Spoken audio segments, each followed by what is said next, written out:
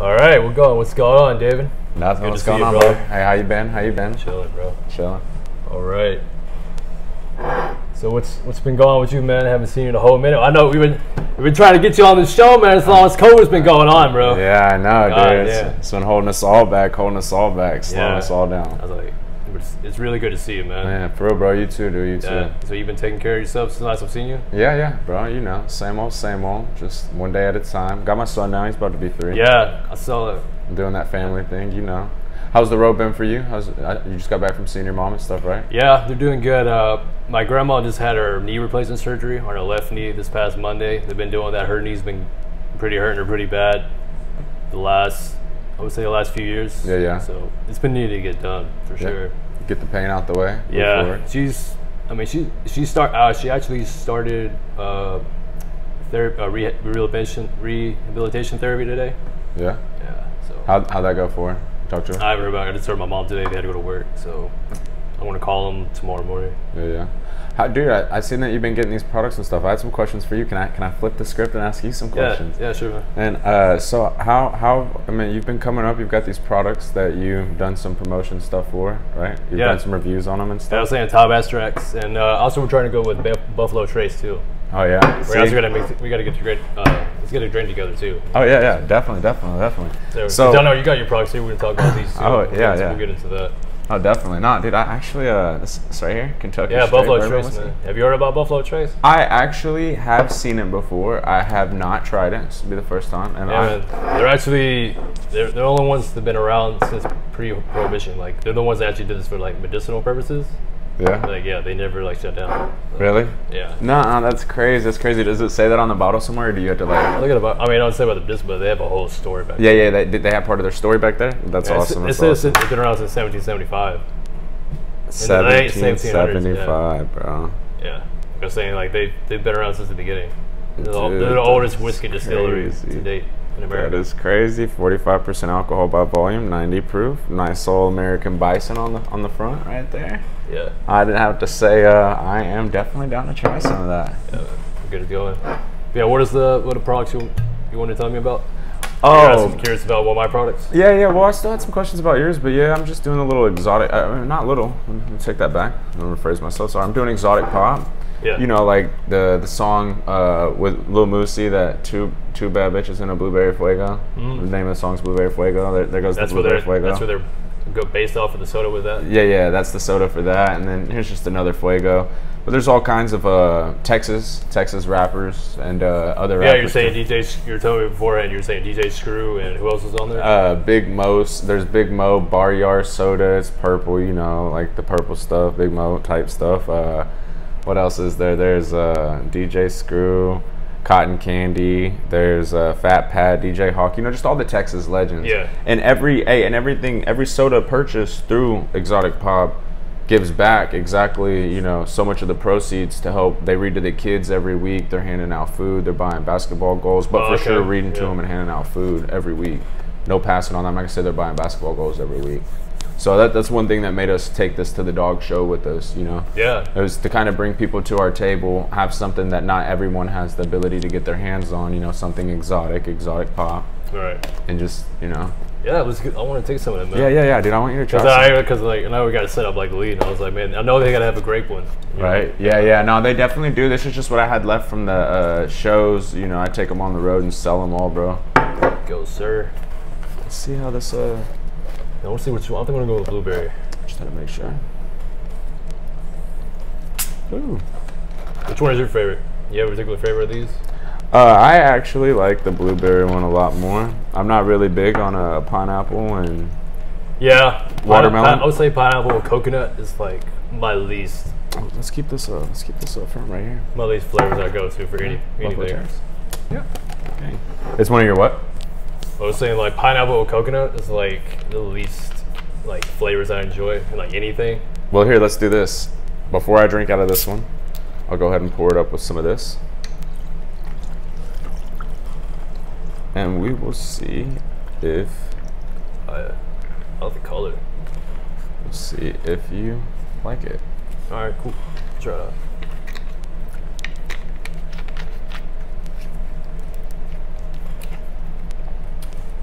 I do like pineapple Fanta, you know, but I'm not. I've just when I tried this, I was like, yeah. When I tried it, I was just like, this one's here, you know, but I was just gonna move them back. It's like tropical punch. That way they're not all in your way. Tropical punch. Yeah. Because it's just a mix of different flavors. I mean, dude, look, we've been wearing our masks. We've been quarantining. Yeah, we're getting the COVID. Because like I originally thought you had COVID, but you don't have COVID. You didn't have COVID. No. Unfortunately not. Because I was gonna tell you, like, some people think COVID's a hoax. But yeah. I've said in my pockets before, I work in the hospital, and it's clearly real, man. Yeah. And if people were just doubting or thinking that you were some hospital victim of brainwashing or something, just because, you know, oh, he works in the hospital, so he thinks that it's real because they're saying it's real. Like, no, my friend just lost his mother to it out of nowhere. Like, I mean, I grew up next to the woman. I grew up next to him. You know, I mean, I didn't go to her funeral or nothing. I didn't know her like that, but I've seen her go down the road every day after work. Whenever she'd drive back from like Round Rock area, like is it Round Rock or like Wimberley, where she was a high school teacher. But watch her drive home every day. She'd always get home around like 6, 7. Whenever we'd all be having to head back up the road. So, anyways, yeah, I mean, the woman's gone. It's COVID-19. It's real. You know, so. It's crazy. It's crazy that people think it's not. What do you think? How do you feel about people who are just arguing about the mask in general? People wearing the mask, not wearing the mask. Now, I actually don't wear a mask full time because I have asthma. But if I'm going into an airport, I'm gonna wear a mask. Yeah. If I'm going into a mall, I'm gonna wear a mask. If I'm walking into Walmart, I mean, I'm gonna try to put on a mask. If I don't have one on hand, I'll look for one at the front. Oh yeah, I don't do a mask like outside. I'm talking about like areas that they say mask required. Yeah. You know, kind of be curious. Like, hey, it's kind of curious, not only for you but like other people. Yeah, and that is the thing. My friend posted that too. He said, "Y'all please wear masks." Like, my mom's gone. You know, and it's. He's not pointing fingers saying because I didn't wear a mask his mother got it, or you know saying if I don't. He's not pointing at anyone who chooses not to. He's just saying, like you said, those people are vulnerable. Yeah. There's other people that, like, I could have it and not have a symptom at all, but pass it to someone who drops dead in 2 weeks or 3 weeks, 4 weeks time. It's crazy, dude. Crazy world. So she like all the symptoms at first. Like, did it just come to her right away, or like she go to the hospital? Like, would she put her on a defibrillator? So I worked with the chick who had COVID, and she was at work and said she couldn't taste and smell. And I'm actually one of the ones that told the manager, like, hey, wait, we have a red flag right here. Yeah. Not only has she been coughing, not only has she been sneezing, and I already told you, hey, like, that's kind of weird. She's been coughing and sneezing all night.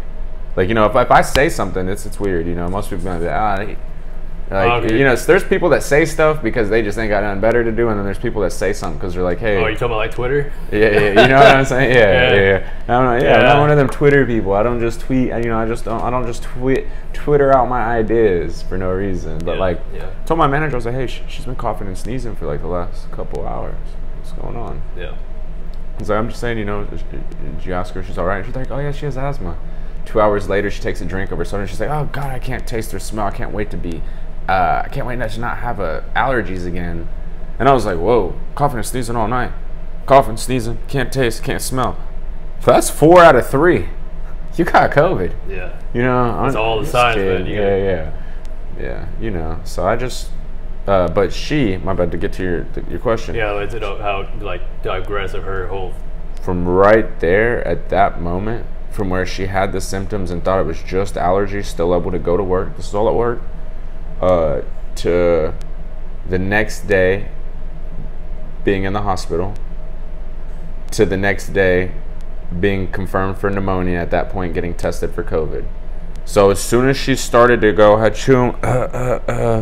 God, I don't feel good, but I don't have a fever, to the next day, I got a fever, I got pneumonia, we're testing you for, or she's at the hospital not feeling good at all.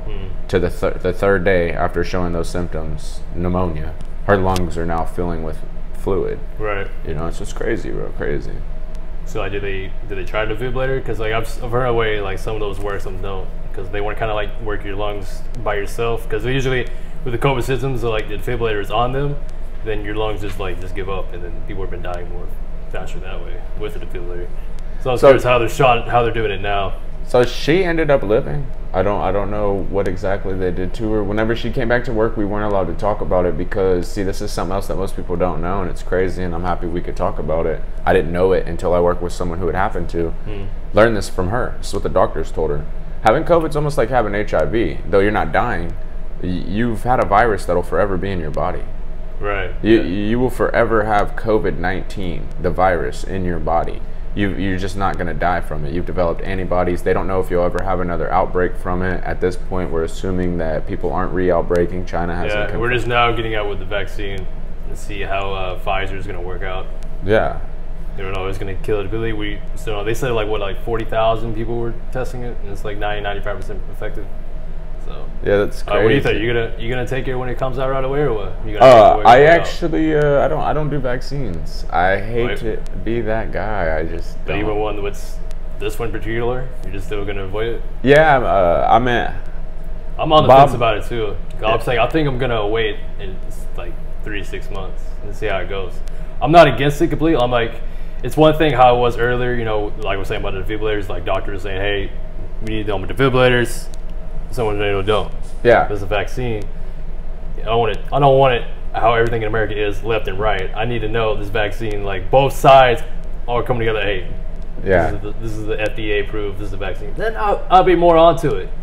But if it's on the trial it is now, I'm just gonna wait and see. Yeah, and I agree with that decision. You know, if you are gonna use vaccines, you know, don't. They need clinical trial people, you know. Oh, so that's the clinical trials. That's why they say it's 95% effective. They had the clinical trials for the Pfizer. See, but something that they should always run during the clinical trials is the placebos during the clinical trials. I'm against clinical trials that don't run a placebo. You know, where they fake that they're actually administering. You know, like to make someone think that they're getting a sugar pill, but the whole time they're getting nothing. But they think that they're getting what's 95%, what they're hearing about too if they get to go home. You know, they hear the same research getting released before they join it and become a part of the research group or something. So there's already a placebo effect that taking whatever the doctors are giving you is going to make you healthy. Oh, so you're like on the side of like it's really the Bill Gates vaccine with the chips? You're going to track us all? I'm not going to say that, but I do love to read up. I do love to read up on those. Are you more into conspiracies? I got on the call, but I was like, I usually bring on the podcast. I usually kind of bring up how, if I as a guest on the show, if it's not just me doing what's internally going on, I like to say how we first met. Yeah, no, that's fine. That's fine. Okay. You want to, because we were talking a bit before, so like, you want to tell me on your side how we met? Yeah, man. That'd be 12 years ago. Yeah. Because like, what is your age now? It's 27 and 27 tonight. What time is it, buddy? You might have caught me up here on my birthday, man. When's your birthday coming up? On the 30th. Oh, the 30th? Really? Oh, shit. I didn't know that was going to be your birthday. Oh, yeah, dude. Nah, it's all good, though. All I do is take care of my son and stuff. I wouldn't have drank if it wasn't for the good old Buffalo Trace. Buffalo Trace. Oh, Buffalo Trace. Sorry. Yeah, we already having enough. Yeah, right? It's that good. But you went to Belton, too, or you went to Wasco, right? Yeah, I went to Belton and to Wasco right before they. Wasco? Yeah, Wasco. Yeah, we're not cows, but it's all good. Yeah, it's all good. No hard feelings there. Nah, yeah, Wasco. People pronounce it different, but yeah, I went to Belton for a bit. But I met you I said 12 years ago, dude, at least, right? Well, I graduated in 2012, so like 8 years then. I think it was second. I can't remember if it was the first year I went to the Belton High School or the second year. I think I met you right whenever you got your truck, dude. No, that was like your first year. That had to be the first year, yeah. That had to be 10th grade then. Yeah, so that was about 10, 10 years, bro. It's crazy. I met you, as soon as you put the rubber to the asphalt, dude, and you didn't stop pilling out, and you still haven't stopped pilling out since. Yes, sir. I keep it forward, man. Yeah. That's all I want to strive for, man. Yeah, dude, it's been a minute, dude. But yeah, your sister was a real cool person. She's actually my age, and then you were her little brother. So, like, actually, y'all met because y'all in the same class together or something? I don't even know. I'm just like first time I'm learning this now. Yeah. I think we might have had a class or two together. Definitely homeroom. Like at one point in time, we shared a homeroom together. I remember her being in a homeroom. Or off. You mean like a study hall? Yeah, study hall, whatever they called it. Yeah, they changed it, whatever. But yeah, I remember one day I met you and I was just like, bro, like I said, you put the rubber from the truck to the asphalt, bro, and you didn't stop. And I was like, hey, this is my kind of dude, bro. What's up? You're a cool guy, bro. Oh yeah, man. I'm always about the mindset ahead, man. Like, especially since I grew up, like how my granddad is on my mom's side. Like, you pretty much had to do it yourself. Like, Yeah. I'm glad I wasn't like spoon fed to me. Like Oh. even though how far this takes me, like I'm always gonna remember where I came from. Mm-hmm. I know a lot of people say that, but like, especially when I just got from Arkansas, you can tell how your Thanksgiving was. How was your Before I get in mine, because I have to talk, because I was gonna update the people last week I did the podcast. How was your Thanksgiving? Oh, dude, my Thanksgiving was awesome. Again, probably hear this like probably about 25 more times, but I spent it with my son. Yeah, I did. I went over there for a couple hours. Did the family thing with him, and then just the rest of the day, just family and dogs. So I don't know. So you and the girl you're with, you're not together? No, not anymore. But we co-parent really good together. We have our ups and downs. It's a battle. Definitely wait to have kids, guys. Wait to have kids. But even whenever you have that person, wait to have kids still. Yeah. But when it does happen, if you guys don't work out, co-parent the best you can, and that's what we're doing every day. It's just a learning experience. Yeah. That's a lot better than most, as you know, because we still grew up here in the central area. Like here, there's a lot of guys who are not even in the picture. Yeah. So if you're just even be there for your son, that's already respect enough. Yeah. I filed on myself. Started paying child support before I was ordered to. I'm not even ordered to pay child support yet. Still pay. I'm about my son. That's why I said y'all are gonna at least hear probably 5 more times. But I love that, man. I love to hear it. Yeah, I appreciate that. No, but that's what I did for Thanksgiving. Just chill with the family right here in Temple. What'd you do for Thanksgiving? Oh yeah, I was getting to as you'll see in the podcast, I was gonna take my friend out to Galveston. We did that the weekend. I didn't get into that. He became 26, so I took him out as a surprise. Originally, our plan, because I told him the podcast, we was gonna go parasailing out there. I got a guy. I paid him the money up front 2 days before we went out there, because we went out there Saturday, and I paid him Thursday, right? So I was all good. And then the day come, then he texts the guy I don't want this guy with the company. It's a good company, but he just texted me like, oh yeah, I have a family emergency, so just can't do it. So I'm like, all right, well, it's Galveston. There's plenty of shit to do there. So I picked him up, picked him to his place. I got loaded him up. I just told him to bring trunks. Fucking just bring trunks. That's all I want to tell you. Yeah. He's like, all right. He packed out regular clothes and shit, but I knew his main thing was to get trunks. All right. So we got that. I loaded him up. Then I got him to where he guessed it, where we were going. I was like, yeah, we're going to Galveston. I was like, what? Because he said he did have the guy that was going to take his parents. He said he had a family emergency on that Saturday, but we were going to be there till Monday morning. So he said, well, just hit me. I'll hit you up on Sunday, and maybe we can work something out. I went, all right. So that's why I told him to bring the trunk. So did y'all work something out on the parasailing thing? I'll get into it. Okay. Trying to lead the story. My bad. I'm like antsy now. I'm into the story. Yeah. So anyway, we haul out as we go into Galveston. We get there. I stayed at the Holiday Inn on the beach. I don't know, what kind of chain you stay at? You bear what chains you at hotels? Oh, I do. Yeah, Wyndham's and Marriott's and stuff like that. I don't know if they're all part of the Wyndham, but we do the Wyndham's and Hilton's and stuff. The Hilton, okay. Like that's the same chain as Hilton, or is this different? A-Lobs. I don't know exactly which chains are all related, but it's usually they're higher end hotels for the rap shows and for the music shows. I won't just say they're rap because they're all kinds of music. My bad. But for the music shows and the dog shows, they're higher end hotels. Okay. Yeah, but not like 5-star or nothing like that. I never heard of the Winds. I was curious how they were. The Wyndhams. Wyndhams, yeah. Yeah. That's just a chain for I think the nice La Quintas and stuff. Usually there's a bar inside the hotels we're at and stuff. That's how it was a Holiday Inn. Yeah. See. Yeah, but we stayed at the Holiday Inn on the beach. You been to Galveston? Yeah, I've been to Galveston one time. So you know the CWalk Boulevard, right? Man, It's it's like the main boulevard on the ocean in the city. Yeah. So you know all the hotels right there, and then you have the road, the two-way intersection, or four-way. It's either two. It's two. I want to say two. And then there's the beach. Yeah. So obviously we're just right there in the hotel. Yeah. So it wasn't a bad deal. It was like $80 a day. Oh, dude, that's not bad at all. All of them have a balcony. You can just see out to the beach. Heck yeah. Except the first floor, you can't see none but the fucking pool. So it kind of sucks. But we got the second floor because if you went up more to I would say it was the 3rd to the 6th, you had to pay $20 each floor. But then she said, well, if you just get the 7th or 8th floor, it's $25 a night. You know what I mean? But we didn't do it. I was like, well, let's check out the second floor if we could see the beach. I would stay there. What we did, yeah, we just got the second floor. That's crazy. $28 more for each floor. Like, yeah, lady, just fill the rooms. You got empty rooms. You should put it in the center anyway, because like we went out to the hot tub. I didn't even know they had a hot tub. That surprised me. Right. Because I looked it up on hotels.com. Shout out to hotels.com. Right. I always use hotels.com because every 10 nights you get a room free. That's pretty bomb. I do need to start using hotels.com, but I also I collect points through the stays at like the hotels that we usually stay at. I give them my email, and I'm a member.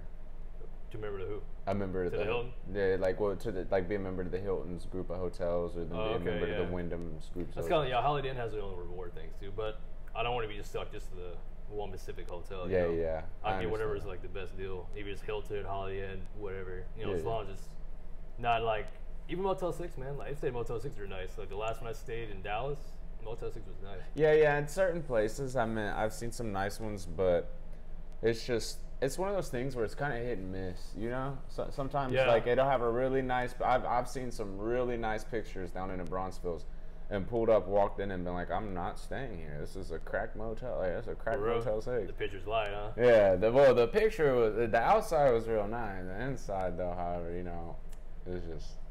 Yeah, I don't think I only had really one bad experience with a Holiday. I might because like I just mainly been sticking with Motel 6. Yeah. Or Holiday Inn, and the only time I had a problem with like Holiday Inn is like the time I went to South Padre Island, the mini freeze didn't work.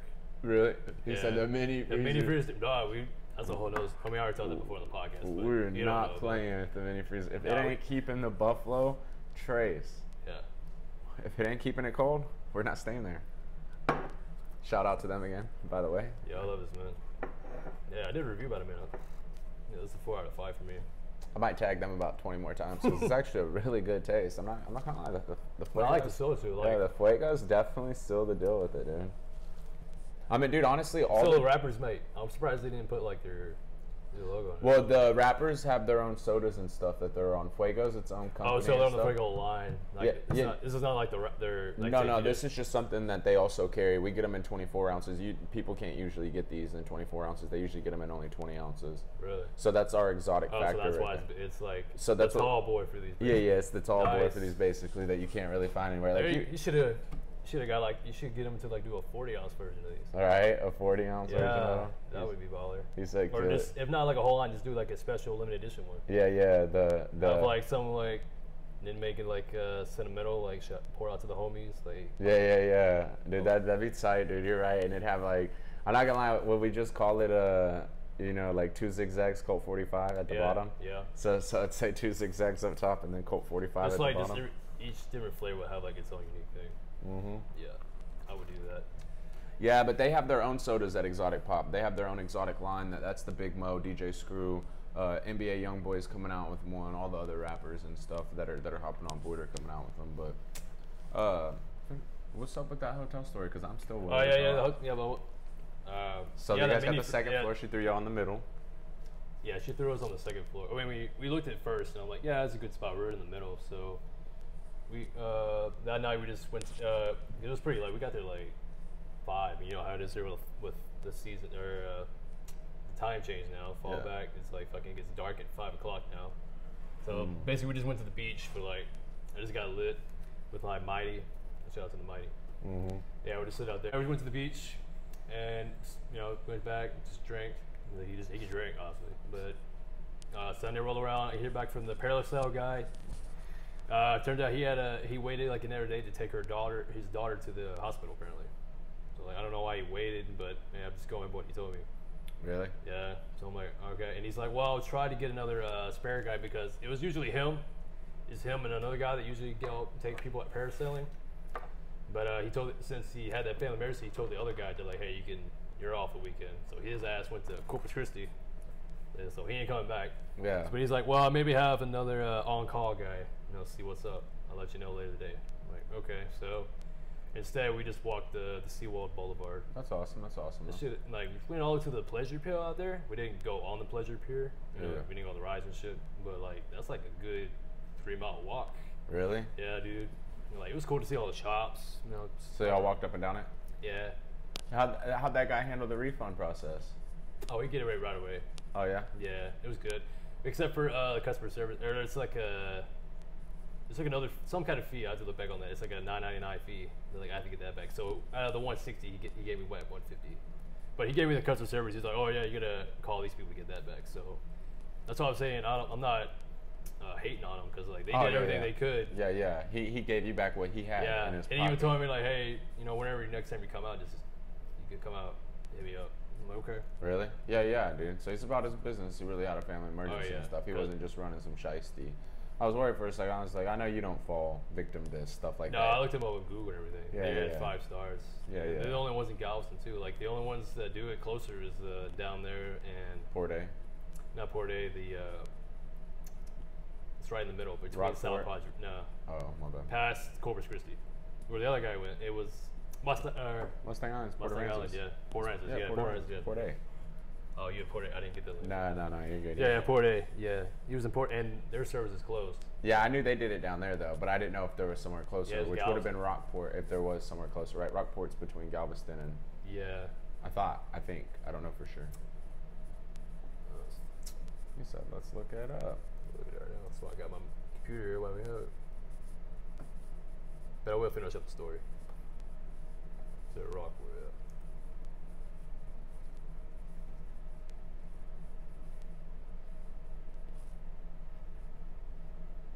Oh, that's further by Port Aransas. Yeah. Oh, it is? So this way, yeah. It's like over here, then Port Aransas down here. Okay. And you have... I'll just type in.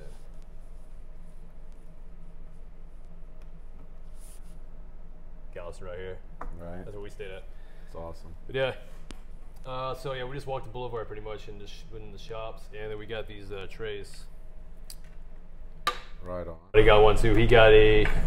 This is actually pretty. His one is like a parody one. He got like the Albert Einstein. Oh yeah. It's like smoke it out, but it says TAC on it instead of EMAC square, right? Yeah. Oh, instead of E equals MC. It was like TAC square and shit like that. It was. Oh yeah. Pretty funny. But yeah, THC equals me squared high. So we just went back to the place again. We went to go somewhere and eat outside of the hotel, which sucked. I don't want to say because they're alright for like kids, but for a burger, it was like Rainforest Cafe. It's a Rainforest Cafe. I've been there. Yeah, what do you think about it? I mean, did you have the food there? Yeah, I've eaten there too. You didn't think you eat all that either? I mean, I've always been tore up when I've been down there, just because we go down there during spring break and stuff. Oh, you know, I've never had my son with me when I go down there or nothing like that. Never had no responsibilities. I'm literally there for the party. What was the last time you've been out there? It's probably been about 3-4 years. Real? Yeah, man. I just don't party. Me too. Like Yeah, my son in Galveston. Yeah, I haven't gone there since I went to the YouTube convention. Oh yeah. You went to the YouTube convention down there? You check out my YouTube channel. Yeah, because a lot of favorite YouTubers were down there. You know, because like part of my YouTube channel, I do like a lot of food-based stuff. So like a lot of collaborators were down there. It was called CraveCon. It didn't work out, but that's another story. That's another story. That's funny. But yeah, I would say we went to the Rainforest Cafe. I would say more for that entertainment. They put more of their building for the atmosphere, not the food, you know. Yeah. Hella expensive because I bought like a burger and like just shrimp. I just wanted shrimp. I wanted some seafood because my friend that went out there, he doesn't eat seafood. No mind, go to the beach, you don't eat seafood. That's him. Yeah, that's it. I got some shrimp and like literally it was like $7 and like 3 pieces of bullet shrimp.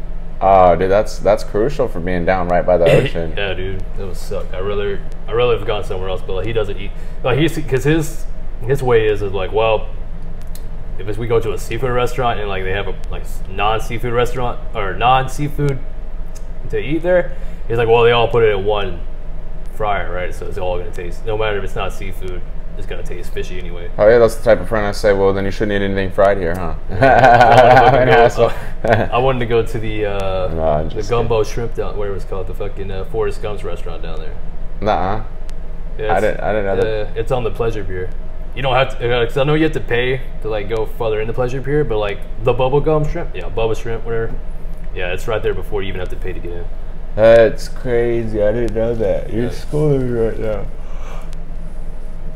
Nice little Galveston lesson. Yeah, man, they have a lot of locations too. I tried them out in Hollywood Boulevard, or at Universal Studios in Hollywood. Yeah. So how was it down there during COVID? Everybody masked up? Outside, like outside. Or? When we went in the shops, you know, they had the masks on. But like outside, pretty much by the beach, everyone, it was like, I would say 70-30. And then it was a funny, man, when we, because we didn't go with the bubblegum shrimp. We walked the other opposite way from the boardwalk to go back to the hotel. There was a wedding going on. Nuh-uh. Yeah, dude. How'd that go? It looked pretty bad. They were all in suits and everything. It looked like a legit wedding. Like, we're right by the beach. I'm like, all right, I've seen it all now. I thought I'd seen it, and then I've seen that. I'm like, you're in the middle of COVID. Like, you're going to have this on the beach. All right. Because I know people like cancel their weddings, too. Yeah, that's awesome, though. I mean, hey, you still get it. I mean, hey, if you got a chance of dying or catching a virus that could kill you any day, you might as well as, you know, I thought about marry like, it I was up. thinking like a water theme for a wedding. Like Really? a beach, yeah. I don't know about a public beach like that. 'Cause it was like right there, like right next to the pleasure pier. I'm like, okay. Probably looked really good in the pictures, catching the bottom of the pier. For what they could, yeah. Yeah, and probably catching the rides and stuff or something like that. That'd be scenic. For you want to save money, that's a good way. Right, yeah. Cause I didn't even see the wedding at first. Cause like we were walking and I'm like, I see a dude in a suit getting into his car. I'm like, all right, what's this guy in? And then I looked out to the beach. I'm like, oh. Sometimes for the destination wedding though, you know, you end up paying as much as you would have for like a nice sized church. Yeah. Like I mean, you pay more if you're going to Hawaii. You know, you could have got the biggest church in Austin, Texas, for the price of you and your wife and, you know, mom and dad of each person going to Hawaii. Oh yeah. You know, it just starts to add up, and then the stay the whole time everyone's in Hawaii for the wedding. You know, round trip tickets. Then like everybody eating while they're there. Oh yeah. Drinks while they're there. You know, it's just everything adds up. Even if you go to the Bahamas, if you go to the Dominican Republic. So to me, I mean, a destination wedding just says that you just weren't going to be bound to the church thing. You know. I mean, not saying that it wasn't religious, but just that you were like, instead of getting a church, we're going to go somewhere awesome. Then nobody would have really went unless we got married here. Yeah, I actually worked with a guy that actually did that. I don't remember it wasn't Hawaii, but like they actually flew out and went to that whole island wedding thing. Yeah, that's dope. That's awesome. You know, I mean, it's a little bit more for him because now they're not together anymore. Oh yeah. Nah, I cheated on him, unfortunately. Oh man. So I spent all that money now, and he was a really religious guy too. Like he was really hardcore Christian. Yeah, yeah. Like I say, I've talked about it many times. Like I'm Christian, but like I can believe both. I hear out people's other sides, but he's like, there ain't no way, nothing you can say to him. Yeah. This is it. So it just sucked. But then after that happened to him, then he just turned like a whole different person. But I mean, I don't want to get into his own personal life. Yeah. But I understand that. People change, you know, things change people. People change people. Things change people. Man. All right. This is your own environment. It's a continuous vicious cycle. Hopefully for a lot of people it's a positive cycle, you know, the changes that come into their, you know, situations that they have to go through and prevail through. I think whenever someone you know, cheats on someone, it's because they're not happy with themselves. It's not necessarily that something wasn't right about that person that was cheated on. You know, it's usually for attention or because they feel, you know, some type of way. So I'm just saying, my bad, but yeah, just to dig into that a little bit. Somebody might hear it, and somebody might need to hear it. It's a little lonely time of the year, guys. Don't be lonely out there, okay, guys? When I visited my mom, like we got into like some stories about cheating, because that's how my mom and my dad got divorced. Because my dad cheated on my mom. Yeah. And then the same thing happened with their second marriage. So I can relate to that. But I'll get into it when we go back to the Thanksgiving. But yeah, I want to finish that story. But yeah, we did that. That was Sunday, and then we just knew like on Sunday, after that bull walk, pretty much later that night, the parasol guy, he's like, yeah, I couldn't get the other guy, so I'm sorry. And if you ever come out next time, we got you. I'm like, all right, I appreciate it. So we had to leave out Monday because my friend, he had to go to get his work clothes, like get it all fitted, make sure he was all good before he started that Tuesday. So we left out, and I'm like, we did the pier. Have you been out to the Galveston Pier out there? It goes to the boulevard. There's like this one. It goes like a ferry. It's not big enough for y'all. Oh no, I've been by the pleasure pier. Like I said, I just never. Oh yeah, but like, not the pier, the ferry. I think it's a ferry. Take it over here. Really? Yeah, to the other island. Yeah, that's crazy. Because we could have went home this way, and he thought we were going home. I'm like, no. I had one more surprise for him. We went on the helicopter tour, man. Nuh-uh. Yeah, doing the helicopter tour. Oh, I did see that because I'm a friend. Yeah, of his on Facebook. well, I have it on Instagram too. Yeah, People that follow me now, they can see that I did the whole helicopter tour. But yeah, I took him. That's the first time. He's been on a helicopter before, but I haven't. So that was a new experience for me. I'm not gonna lie. I have to share this and ask you your opinion. After the whole Kobe Bryant thing, I understand that, but you know, that was going to my head. But I'm like, and then think... it was like, well, I mean, we can't live life like that. I mean, just because. I mean, when I told him about Kobe, I was like, well, not even Kobe. Like, Kobe is like a media star. But the regular civilians do die in helicopter crashes. It's like anything. I mean, you die in a car crash. They're just the odds, you know what I'm saying? Yeah, nah, that's real. But I mean, I checked out the helicopter tour too. They were 5 stars because how the story ended. Because like we went here, we left here, and he thought we were going. Like, no, we're actually going to do one more thing. Because I had to wait till 11 o'clock for them to open up. So we got here. It was like a little bit past the Pleasure Pier. It was on that boulevard, the helicopter tour. If y'all want to check them out, because they're top notch. We said they're top notch. Yeah, because that's how we get into it. So we get there. There's a family in front of us. It was like I think it looked like grandparents and their daughter or granddaughter. Does I say? The grandfather, the granddaughter went in the helicopter first, and then we paid our way. There's like different plans that you can do. It starts from $35 to $175. The intro is the $35, like basically how they run it. That's what I did because I'm not spending that much right now. It's my first experience. I don't know how it is. Yeah. But good thing I did it because we'll get into it.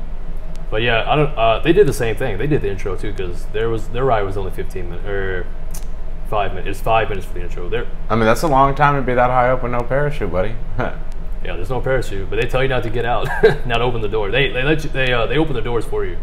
Like we call the pilot, and then you have the other guy that does all the paperwork for you. It's like only 2 dudes operation there, but they make it work. But yeah, the pilot took them up. We're just talking to the other guy there, saying how it goes, how it all works out in there, like all the different prices. Like they have a little billboard right there too that tells you. Like I would say, like I would do it again. I would do the 175 like a date. It's like a sunset, pretty deal. It's like an hour and a half. But yeah, they come back. Me and my friend, we get in the helicopter, they take off. I've done the video of it. But then as you see in the video, like the dude's pointing to the left like a storm is coming.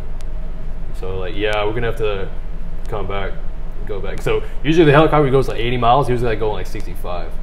But like we did the whole trip though. We went to see the whole island here. Went all the way back. We started here, you can see, and then turned, and then got right here. So a storm blew in though too? Yeah, we were the last people. Like there were like 2 more cars pulling in, like ready to go, and they weren't gonna be able to go because of the storm. Because you know how the following week, right? Though it was rain. Because I went to Arkansas the next day. So was it bad up here this week in Texas? Yeah. Actually, it was. Yeah, I didn't realize that blew in from the Gulf Coast. Yeah. It was nuts. Yeah. So we said, yeah, we're gonna finish up. So it was a great experience overall. I'm like, I figured because. As people know, like I don't like heights in general. Like, but I go over it because, like I said before, like we gotta live life. Like I'm not gonna live in fear all the time. Yeah. I'm just saying it's a little too soon after Kobe to be taking me up in a helicopter. Yeah. That's not a birthday present. That's a birthday fear. Okay. Birthday fear. Yeah. Thanks. So where's the cake and candle? You could take your own ass on that helicopter. No, I'm just kidding. It's too soon for me and any helicopters though. I don't live in fear. You've just been in planes, I guess? Yeah, I've only been in planes, and I'm not afraid of planes, you know. I don't like landing and taking off. I feel like, and I guess those are the 2 most dangerous times, come to find out. But yeah, those are the 2 times I'm not comfortable at all. I would say landing is more than taking. I don't understand. I've been in planes 9 times now, and like I would say landing is worse than what's scary to me about taking off is if anything's gonna like not work right in the middle of takeoff, there's nothing but concrete barriers in a plane that just try to get up to 200 however fast miles per hour, you know what I'm saying, to lift its heavy ass off the ground. So if it decides that it ain't lifting off the ground, we're not stopping.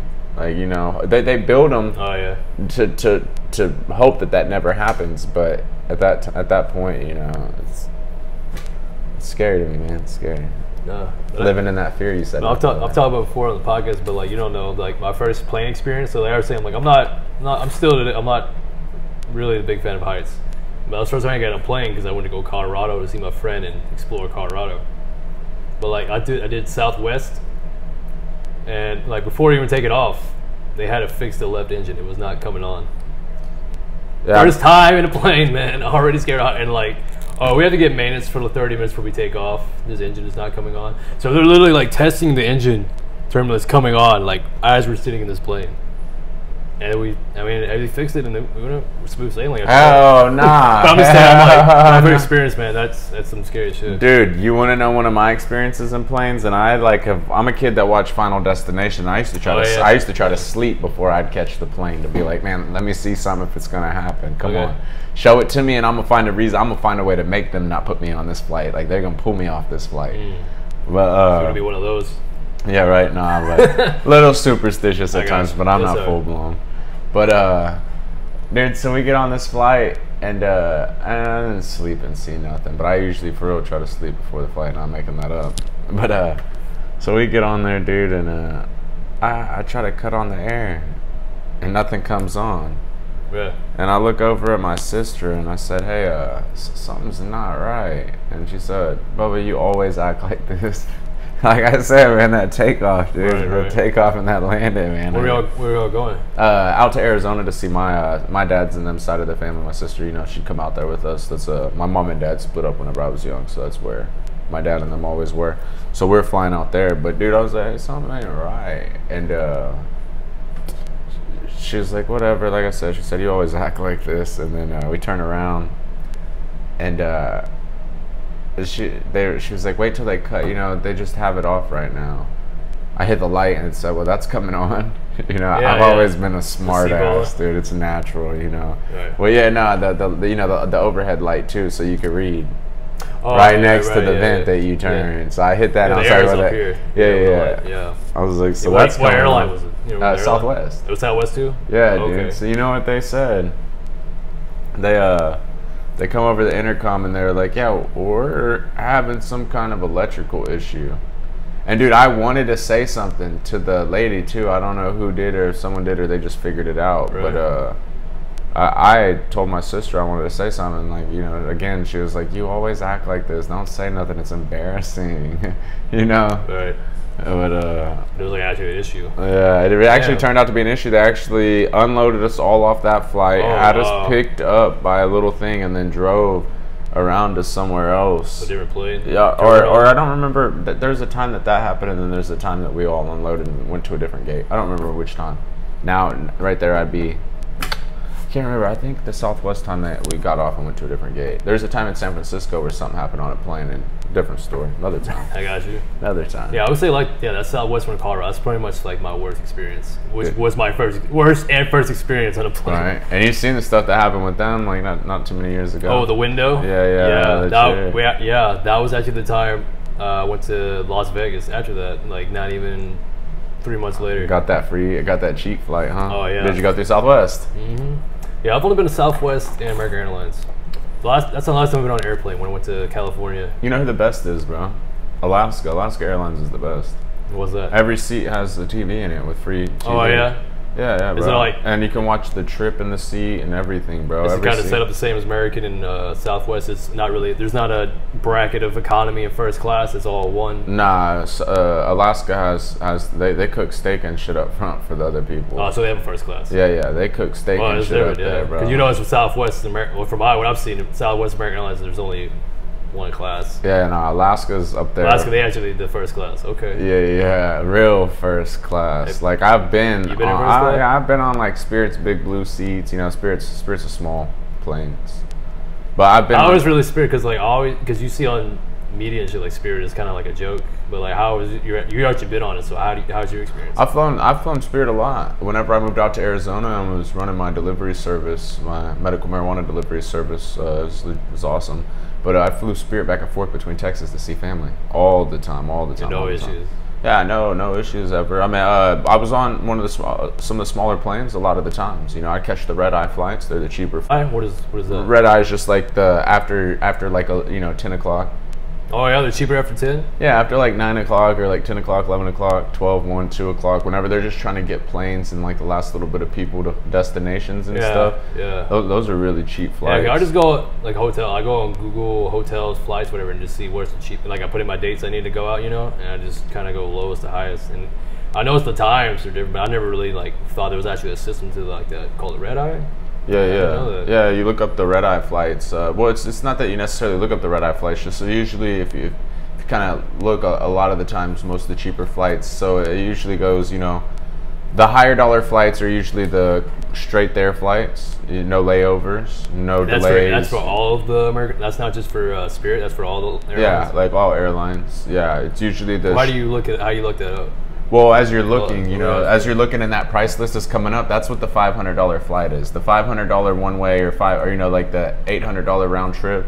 That's the no stops, no layovers. You're buying the ticket pretty soon. Say you buy it pretty far out, say you're buying a ticket pretty far out. Yeah. Same thing as you're looking at that low to high list because you already put in your dates. That low to high list is gonna be your non-stop flights, and then your 1 layover, 2 layover, 3 layover flights, and then sometimes right before your layovers, you'll see red eye flights. I never do layovers, so I only do red eyes. That's my only discount I'll catch. Yeah, I'll try to go non-stop. I don't like stopping. Yeah. I don't like doing the whole. I had to do that. I had to do that for the California trip because my original one was Austin to LA, but then it got canceled, and they said, well, the best one we could do is either you go to Austin, then Dallas, then LA, or you go to Austin, Arizona, or Phoenix, then LA. I'm like, well, obviously I don't want to go backwards.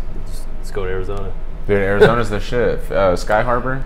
Sky Harbor is a huge ass airport. Dude, they got a sky train and stuff. That's I checked it out. I was there for like an hour and a half. Yeah, bro. I checked it. It was pretty huge. Huge. I would say you couldn't even really. That's the tip of the iceberg. Yeah, and I thought, and then I went to LA. Is just like the hugest. Yeah. It took me a while just to fucking find the Uber thing. Yeah. Because I got a rental car out there to Beverly Hills, but like I had to get a ride too to get my rental car. You know what I'm saying? Yeah. So like I was lost for like a good 20 minutes. What were you doing out there?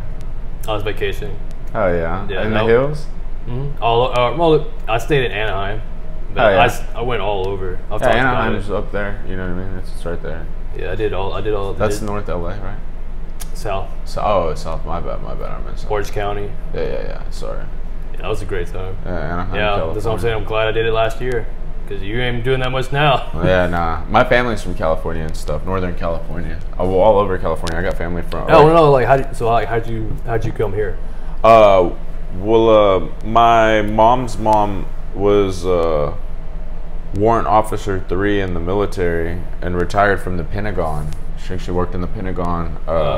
But whenever she was in the military, she came to Fort Hood along the tracks, of her duty before she ended up in the Pentagon and retiring from there. And she just fell in love with Texas. So my mom, after the divorce, was like, well, I'm gonna get closer with my family, So she moved up here, and with that being said, we ended up here because my nana loved it, my mom's mom.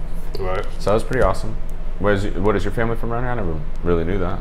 Well, you see on my dad's side. My dad's always been here in Texas. Okay. And my mom's from Arkansas, but then my dad's dad, when he was alive, like he grew up in Arkansas, so like he moved, like what part of Arkansas?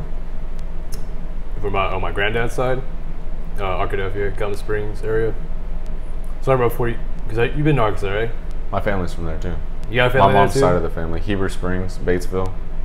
I haven't been out there. That's like the west side, huh? Because like I hear like people, usually what people I hear, like I don't mainly know, like they always tell me Jonesboro. I'm like, I've never been to Jonesboro, bro. Like I'm staying on more of like the Hope, like past Little Rock, north of Little Rock and Hope and stuff. I've always grew up that side. You said more on Hope? Yeah. Okay, I grew up in Hope. So you grew up in Hope? Yeah, that's where my mom's second marriage. She met him there. He grew up in Hope, so we stayed in Hope. Like a brief time, long time. Like so, it's second grade to 7th grade. So that was your mom's mom from California to Texas, right? From Fort Hood. So like your mom met. My mom's side of the family is from Arkansas. My dad's side of the family is from, like, honestly, it gets scattered, but they're from California and Virginia. And then you had Arizona. Yeah. I'm a military family. Right. Because I say it's move a lot. Yeah, we got my great grandfather's ration cards from during World War II. Really? Yeah, he was a civil servant and took pictures for the Navy. You have that stuff? Yeah, we have the ration cards and all kinds of stuff. Yeah. So my family's been bounced around from Virginia to all over the United States. We're actually Native American from up by Virginia and stuff. So what part? What do you mean? Like what part Indian? I am Like a 30. tribe? I'm a 32nd Indian. My dad's a 16th. His dad's an 8th.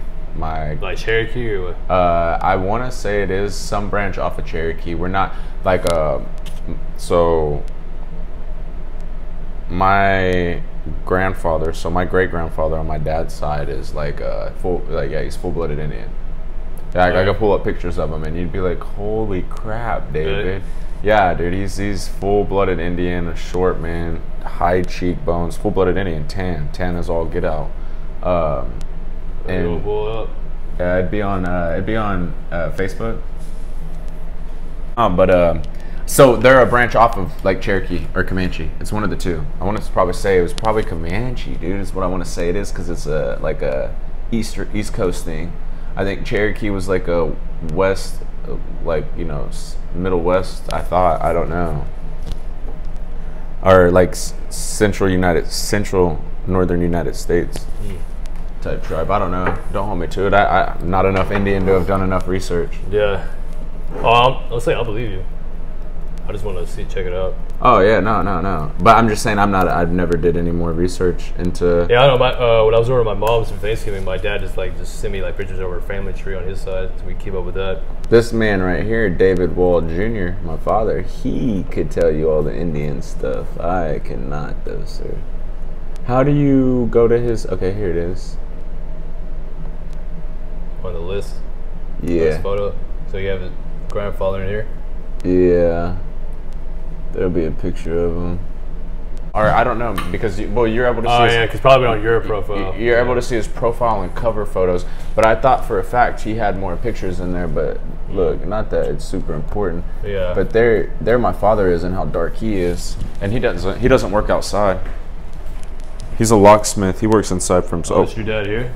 Yeah. Oh, okay. Yeah. Yeah. Yeah, that's 16th. Yeah, I'm a 32nd, like I said. Right. He just actually told me that earlier this year. He finished doing some family tree stuff, but it's not, I mean, it's whatever. But I'm about to pull up. I was gonna grab my phone. Did you leave it in the car? Nah, I left it in here. I plugged it into the thing. Let me unplug this microphone real quick. Oh yeah. I think I can show you right here. I do want to show you, dude. It's crazy. I never really talked to anybody about it. Yeah, I'm interested, man. Because I thought our family. I took 23andMe, so I knew all my stuff. I didn't even know I was like 2% Jewish. Really? Yeah, it's like really detailed. Oh yeah, dude. I want to be 2% Jewish, and the rest Indian. Even though we're all coming from Africa, so like we all have like less 1%. Some type of Hebrew Jew in us. No, I'm just kidding. That's 2%, so. Yeah, that's crazy. Oh, dude. But yeah, when you're pulling that up, I can say, yeah, my Thanksgiving, I just visit my family over there, visit my mom's side. It's more a private matter. I don't really post it on social media because my mom's side of the family is pretty private with other lives, especially the grandparents. Really? Yeah. No, it was a great week out there. I was saying after that trip in Galveston, I left that Monday, and I just came back here today. Really? Yeah, do the podcast with you, man. So I've been chugging caffeine like nonstop, man. I was yeah. pretty clean out there.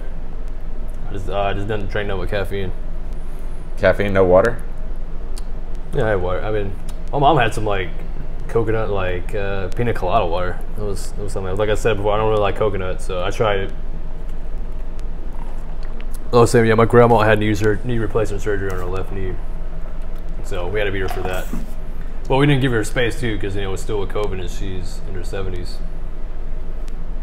Yeah. It was just me and my mom there because it's because my grandparent, my mom's side, I have an aunt too. So, but as soon as we left, Sunday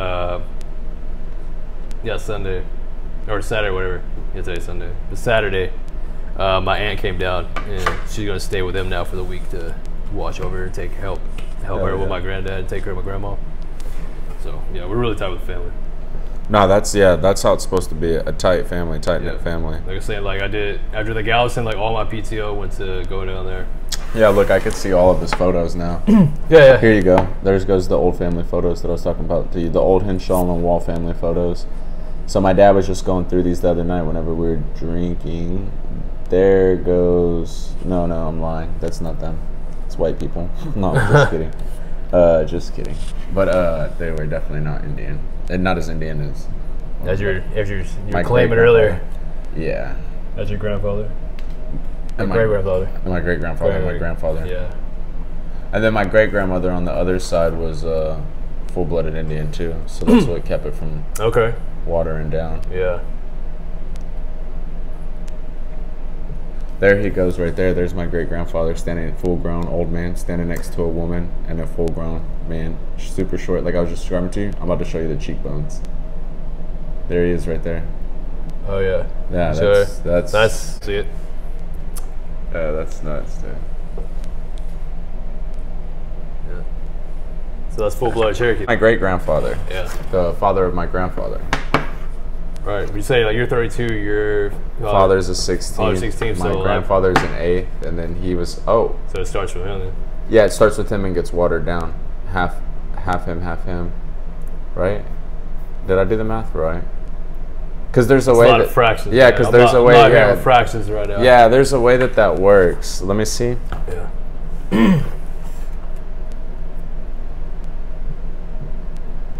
See now we're into. But his side was Arizona though. Well, Or where he originate from? The East Coast. The East. Okay. And then it'll boil down to you can't answer that question until I plug in what everyone else is. I think that's what makes me the little bit higher percentage. Yeah, because we always thought that I was less than a 32nd. We always thought that I was like I mean more than way more than as in not more Indian but more watered down. Right. Yeah. I said watered down. So how'd you know that you had that much? So yeah, I took a DNA test. My dad is not. My dad doesn't have a number or nothing. We aren't linked to any tribe because we weren't enough. So where do you have that says like your percent this? Off of the ancestry and knowing and the ancestry.com. My dad's freaking linked it back to. Dude, if you want to know some crazy stuff, I'm sitting here right now because of Madame LaRoe's whorehouse basically. Okay. And my great-grandfather was basically what you would call a bum back in the day. It's not that they didn't work and ask for money. It means they rode trains and went from town to town working. Like a hobo. Well, no, like a bum, or is that what a hobo was called? Yeah, that's what in the trains. Yeah, they call that term hobos. Well, no. That's what I could thought of. Well, no. He would pay for a train ticket and ride a train to the next town and work. And then once work was out, he'd go to the next town and he'd go to the next town. And it didn't matter if he'd come out to Texas for the stockyards and then ride back to the East Coast for picking it's just oranges. like how it is in America to immigrant worker. Yeah, basically is exactly what it was. Right, yeah. But he stopped at a whorehouse and met my great grandmother and got her pregnant. Okay. Yeah, got her pregnant and fell in love with her and said that he'd take care of her. Yeah, take care of her and the kids. Okay. And kept bread and food on the table, dude. And then I told him that we got all kinds of family history. Yeah. That's nuts. Hey, that's amazing, man. I love hearing people's origination and where they come from. Yeah, I wish I knew more. I just don't listen enough. I understand. Oh, okay. Yeah. My I'm trying to learn more of my family history because that's why I was good about seeing back my mom's side. Because I love to hear I'm sure a lot of grandmas they keep telling the same stories, but like I said, they're just so personal. Like I could have one story you could have came up with, I could have just recorded it. Like he just has so much wisdom in that era, but I have to respect the way he wants to be stuck in that period. You know what I mean? Because all this time I thought that they finally got away from their house phone and house phones now they're just pretty much garbage now. They're all all the towers, they want you to pretty much get their service. Yeah. All right, so now you're breaking it down of your bloodline, right? When we got it from ancestry. All right, yeah. So if my great grandfather was full-blooded Indian, and he got with the white woman who was my great grandmother. You say you met her from the whorehouse. Yeah. And you said you're gonna take care of her. Yeah, he did. Yeah, we're trying to bring it out we're gonna get down to start from Indian to where you're at, because I want to get into you get to how much percentage you are.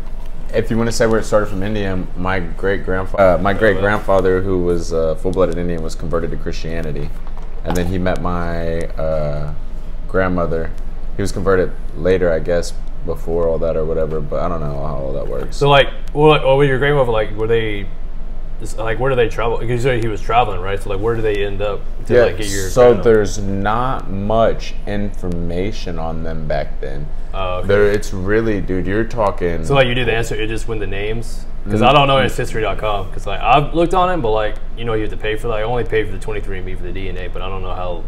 And like the history actually works, like I guess a tree, right? It just does the names and the dates, I guess. I want to say, dude, my family's been doing Ancestry.com since like 2002 or something like that. Like, right, but like when you use it though, but like what information it shows? It just shows their names and their date, the born, death. Well, then whenever you submit your DNA, it brings back. So it is the DNA. Yeah, okay. There's DNA that you could submit nowadays. Yeah, now, yeah. But back, I didn't know you did the DNA or just the ancestry, like the family tree part. Yeah. Because like 23andMe, there's like different you don't have to do saliva. There's different things you can do it from that side too. I didn't know Ancestry. I didn't know you did saliva either. Yeah. So you did that too. Okay. Yeah, right. Dude. My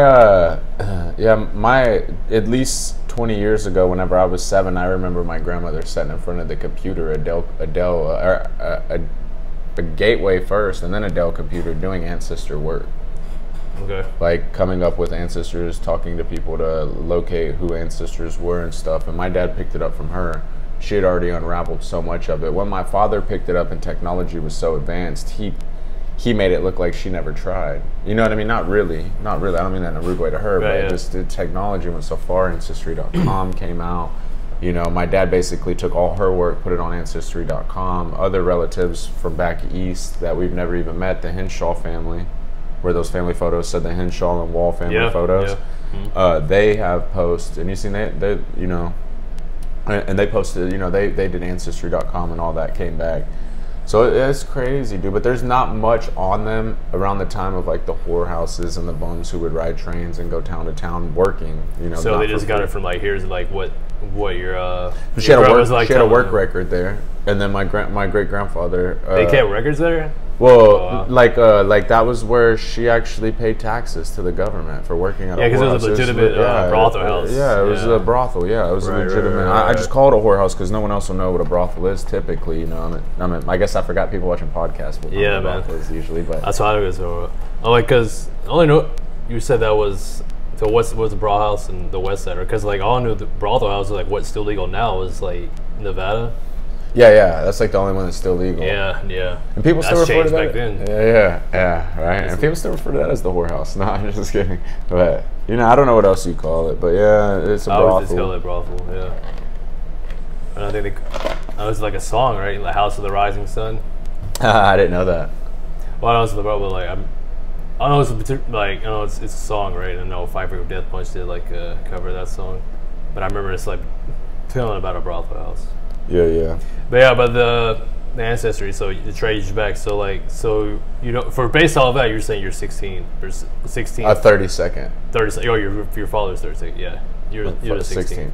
But like, I'm trying to remember, like, because like no, he's the 16th. I'm the 32nd. But you got it. You're good. I was saying, yeah, your dad's. I know I mixed it up at first. As the number gets higher, it's less. Yeah. Because I was saying it's fractions. Yeah, it's fractions. So fractions are no. I'm glad because they said like you need. Well, it was like you need and then geometry to like be in sense of life. I've been out of high school for 8 years. I have not once used like in geometry and fractions in life from where I'm at. Until now. Like I'm saying, like if you're into that. That's cool, but for me, I haven't needed it. Yeah, haven't needed it, not one bit. Nah, I've used a little bit of geometry. I've done some shapes. I mean, you always need adding, subtracting. I mean, that's the best. I've done some interior. I mean, you need some fractions, of course, to an extent. But like you go into 32s and 64, and I yell it. Yeah. So much. Yeah, no, I've just installed some quarter, eighth. Interior floors, and you got to like know, like if you really want to do it right, you know, you measure the length of the wall you're starting on, and you cut the first one even to where the last piece. I know the length for and even the windows. Yeah, you know what I mean. So you use fractions. Yeah, you know what I mean. But I have the tape measure. I know someone was like, oh, it's 5 by this or it's 63. I'm like, I get with that. Yeah. But like I'm saying, like, oh, you need to break this down. Yeah. That's where you're getting at of me, man. I don't know that. Yeah. Neither. You know, if I went to, because you went to well, I don't want to. You say the other abbreviation, not Cal, but Wasco. Yeah, Wasco. Wasco. Yeah. I know he's on Cal, but like I didn't go to Wasco. Yeah. Going to Wasco, but I just said it because like everyone around me just said it. Yeah. So that's crazy how like the people like you went to it and you're like, no, it's Wasco. We know it Cal. Yeah. I like that. Yeah, it's crazy. Actually, not that you care or ask, and somebody else might not care. Maybe they will. But the reason why we learn about it is because Henry T. Wasco is actually he's a guy who served in the military in Fort Hood from like Belton, Texas, and he would walk all the way. You know what I mean to like handle stuff. Yeah. So this man. Really? This man. That's what it's based off. Yeah, man. He would walk. He was a great man. He lost his life in the line of duty, if I'm not mistaken. They gave us a big presentation on. You know, they were proud. They were proud of Wasco. So yeah. Well, I'm interested to know because like I don't really know much information about Wasco. I just know people who've gotten in trouble. I'm just saying, pointing it out. People who've gotten in trouble in the regular public school in Belton went to Wasco, or I guess it depending on your degree too, because I know a friend that didn't get in trouble and they still went there too. It's depending on your graduation plan, because how Belton worked, there was like 3 different ways to graduate: the recommended plan, the advanced, and the one before it. Because we had it, because you still took the because my sister took it the tax test. Yeah. So even in Wasco, you still had to do the tax test. Yeah. In order to do anything in Texas. So even though when you went to Wasco, it was the same format. Yeah, honestly, I'm going to go ahead and say that like Wasco and alternative schools kind of paved the way for the technical schools today. I think it kind of showed that, hey, wait, these kids are really actually going faster. Like, because in alternative school, we were on computers. I worked and did modules. Yeah. I worked at my own pace. If I needed help, I raised my hand. When nobody else was allowed to talk, nobody was allowed to do anything. We were all dressed in the same outfits, you know what I mean? But nobody's allowed to talk. There was no distractions. There was no switching of classes. We sat in one place and worked on one computer. You know, we left to eat lunch and use the restroom. That's it. Yeah. And then come back, sit at the same computer, do the same thing. So unless you're a complete loser and you're just gonna waste your life, like you work your ass off, dude. You get done with school quick. Really? Yeah. So I feel like that people, like, you know, they caught on to that at schools and stuff too. Of course. Yeah, because wasn't like after y'all's like they shut down Wasco, right? Yeah, and they got a $1 million grant to open up New Tech. That's what it was with New Tech? Yeah, the New Tech. No. Is New Tech? New Tech is my bad. I'm sorry. New Tech's the other school in Belton, Central Texas. Yeah, they got there was like a lot of schools. Yeah, they've been building a lot of schools. They got a $1 million grant to build a technical school before they ever started New Tech or any of the other schools. They got a $1 million grant over there. If you drive by where the alternative school is, where Wasco used to be, you'll see the Megabytes Cafe. That's kind of catchy. Called the Megabyte. Yeah, it's catchy. So they got a couple little things over there. You know, that $1 million loan went far away. They installed all tech for the kids.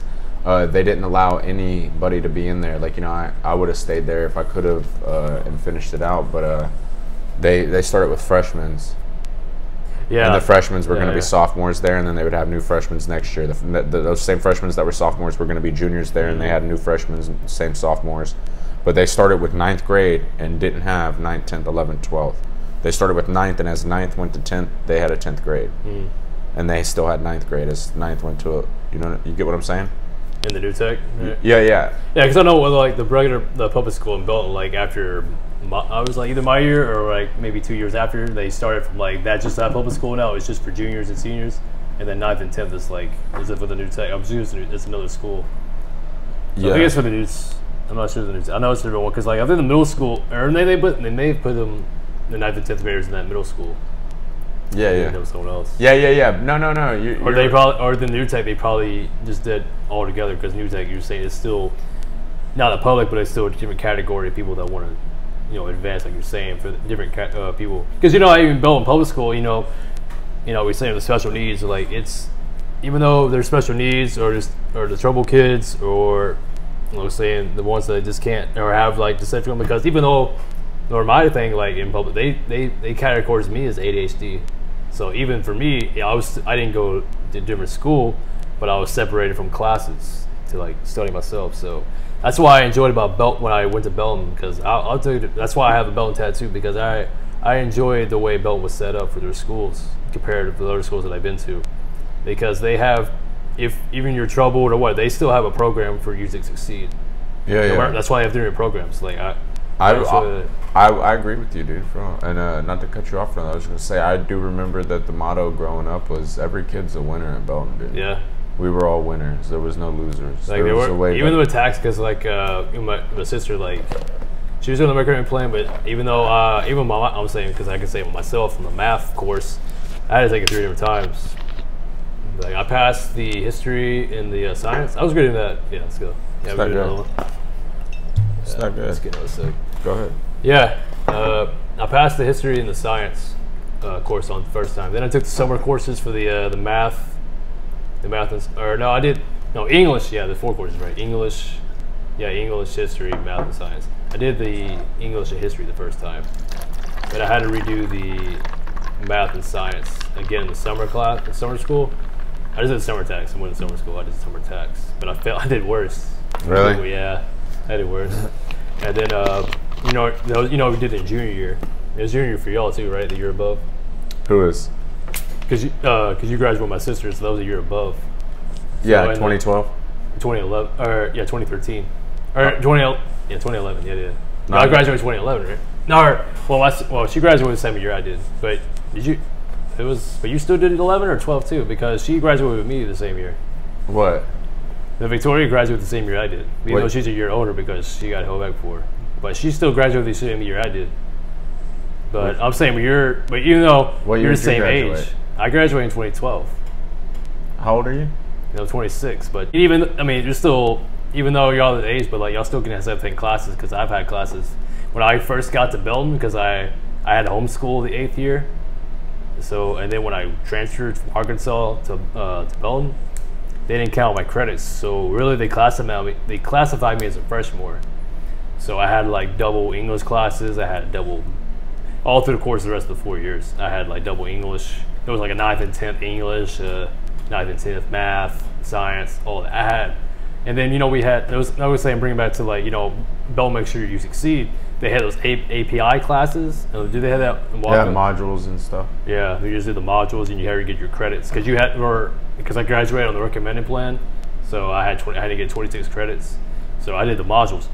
So I enjoy it while Belton had that program, because I don't know if every other school does that too. I don't know, but I'm glad they had that, because I had to work. I still had to work my ass off, because like I was like a freshman. I was saying it was like I did two years in 1 year, and I did all those API courses, all the credits I needed, and then still my senior year, still you can get like a period off.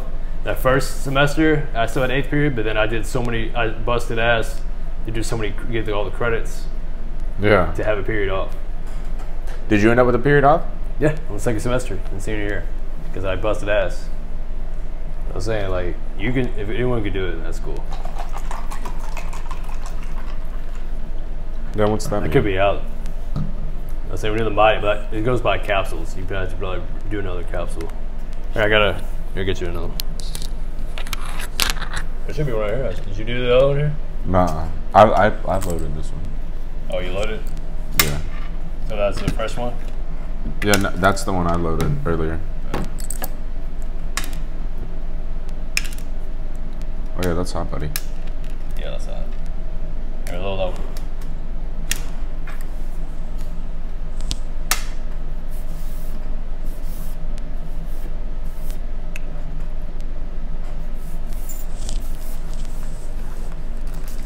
So I knew this rolling tray would come in handy.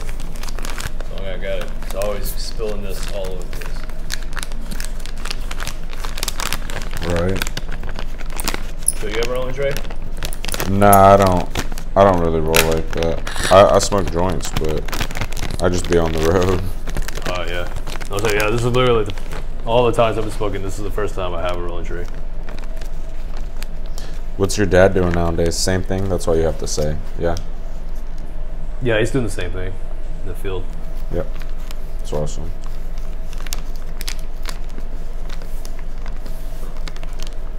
I didn't know if he'd retired yet. Well, he's not doing the same like he was, but he's still in that field. Oh yeah. Yeah, he's doing something else now. He's making good money. So I had a chance to go over there, but I like the route I'm taking. Go over where? Huh? To go over where? To go from where? Where'd you have the chance to go over to? No, I'm saying I'm like the course I'm going. Like I was saying, he's doing what he's doing, and like for a job, and like I like the course I'm doing. Yeah. Well, people know like I'm in the hospital, but like I'm doing the podcast and my social and the YouTube, and Twitch. I do that as well.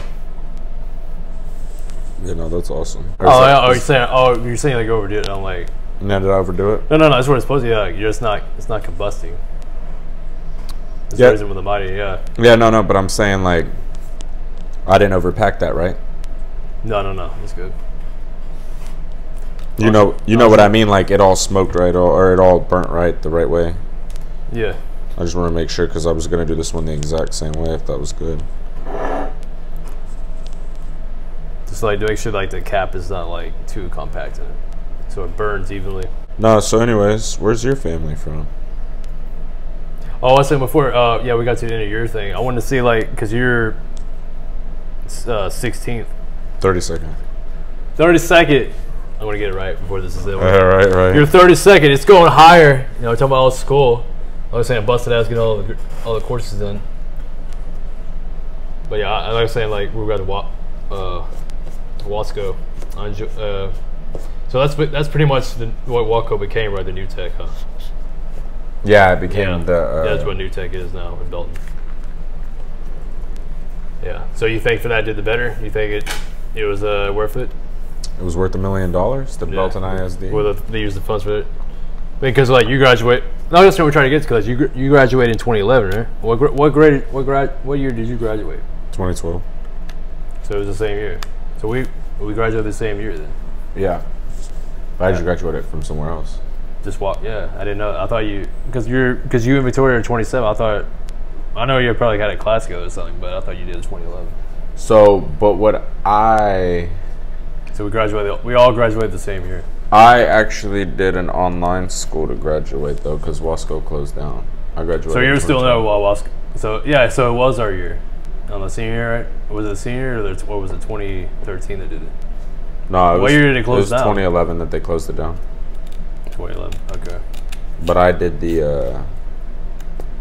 I did it at online school. So like what? Oh, because where do you go on? Oh, just regular. Yeah, just online? To get a high school diploma.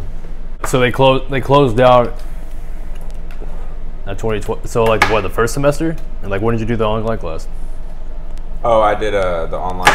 Oops, sorry. I did the online class after they closed down Wasco.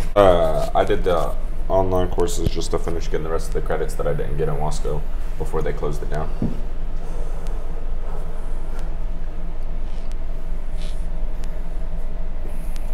Yeah, dude, this. So like, but you still had to do the tax test at Wasco, and then do the online class to graduate. Yeah, how did that work?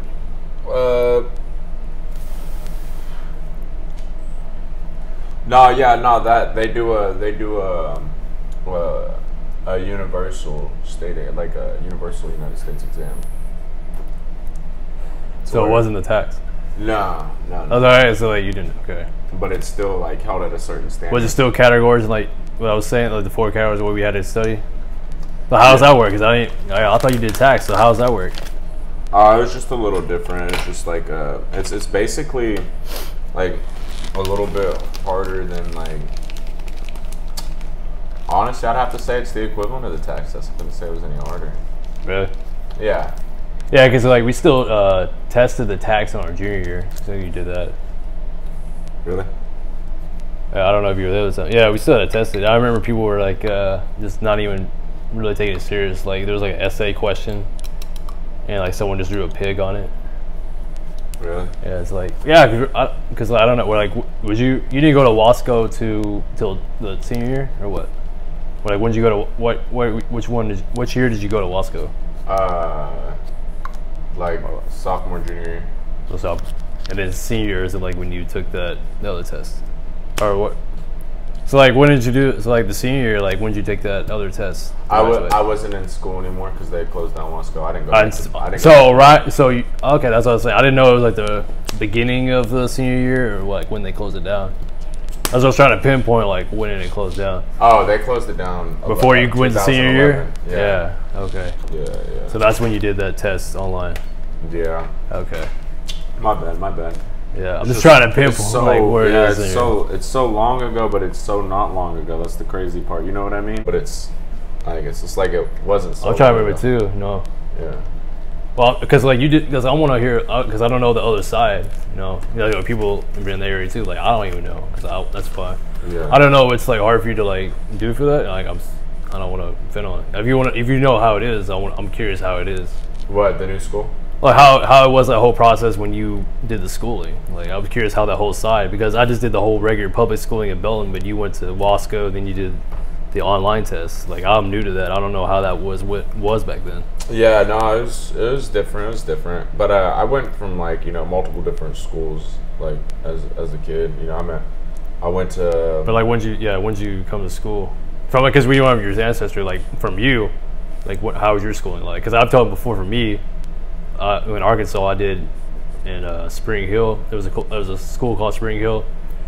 Pretty much all white side. I mean, non-racist, like I've talked about before on the podcast, but it's just how it was. Because like that's how Arkansas is. Yeah. No, depending how you tell them, because well, that's what I'm saying. People can't take who know me. Because Spring Hill in our time, from when I went there to 2nd grade to 7th grade, it was all whites, and we had one Mexican girl. And then we had another we were talking about where you're from, like in Hope. There was 90% of all the black people went there. And I'll say we know it is. It was segregated town.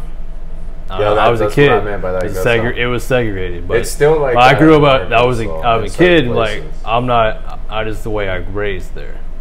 Like everyone's there in that time. We could definitely. You still go. I went to Hope when I went back to see my mom in Arkadelphia. That's why I'm originally born in Arkadelphia. She's still there. That's what you said earlier, Arkadelphia. Yeah, Arkadelphia. That's the town I'm born in. Oh, okay. My mom stays. My mom is there. My grandparents. It's north of Arkadelphia. Yeah, and that's on Gurdon. Yeah, that's crazy. That's where we grew up. You know, zero turns were invented in Arkansas, where my brother's from, Batesville, Arkansas. Zero turns? Zero turn mowers. Really? Yeah, the first one ever was made in Batesville, Arkansas. Yeah, that's pretty tight. I forgot the name of it, but if you look it up, it'll pop up the history. Yeah, that guy's crazy. Let's see that. That's awesome. Zero turn motors. Yeah, first ever zero turn mower, lawnmower. Okay. So this will be a show. 1964. It says the first true zero-turn mower was invented by John Rager in 1964. The mower came hydraulically controlled drive wheels. That's where it originated from. Where? Oh, by this guy, John, in 19. No, but where was it made at? Oh, location first. Probably just the Wikipedia. Alright.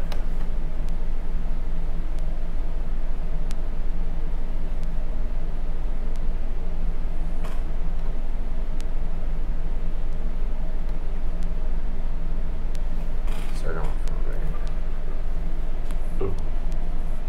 Be a phone fanatic. I learned that fact from my one boy who's from there. It's a bum fact. Yeah. There's something about 1949. Resident invented the very first commercial available zero-turn. What? The Ride King. That's 49? Wow. Like, I've used a zero-turn mower. I didn't know it was back in the early 50s.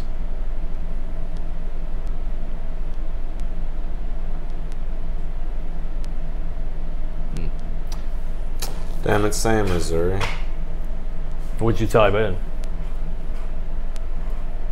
Where was the zero-turn originated from? Yeah, where was the first ever zero-turn invented? So you just told you it was like Batesville, Arkansas. No.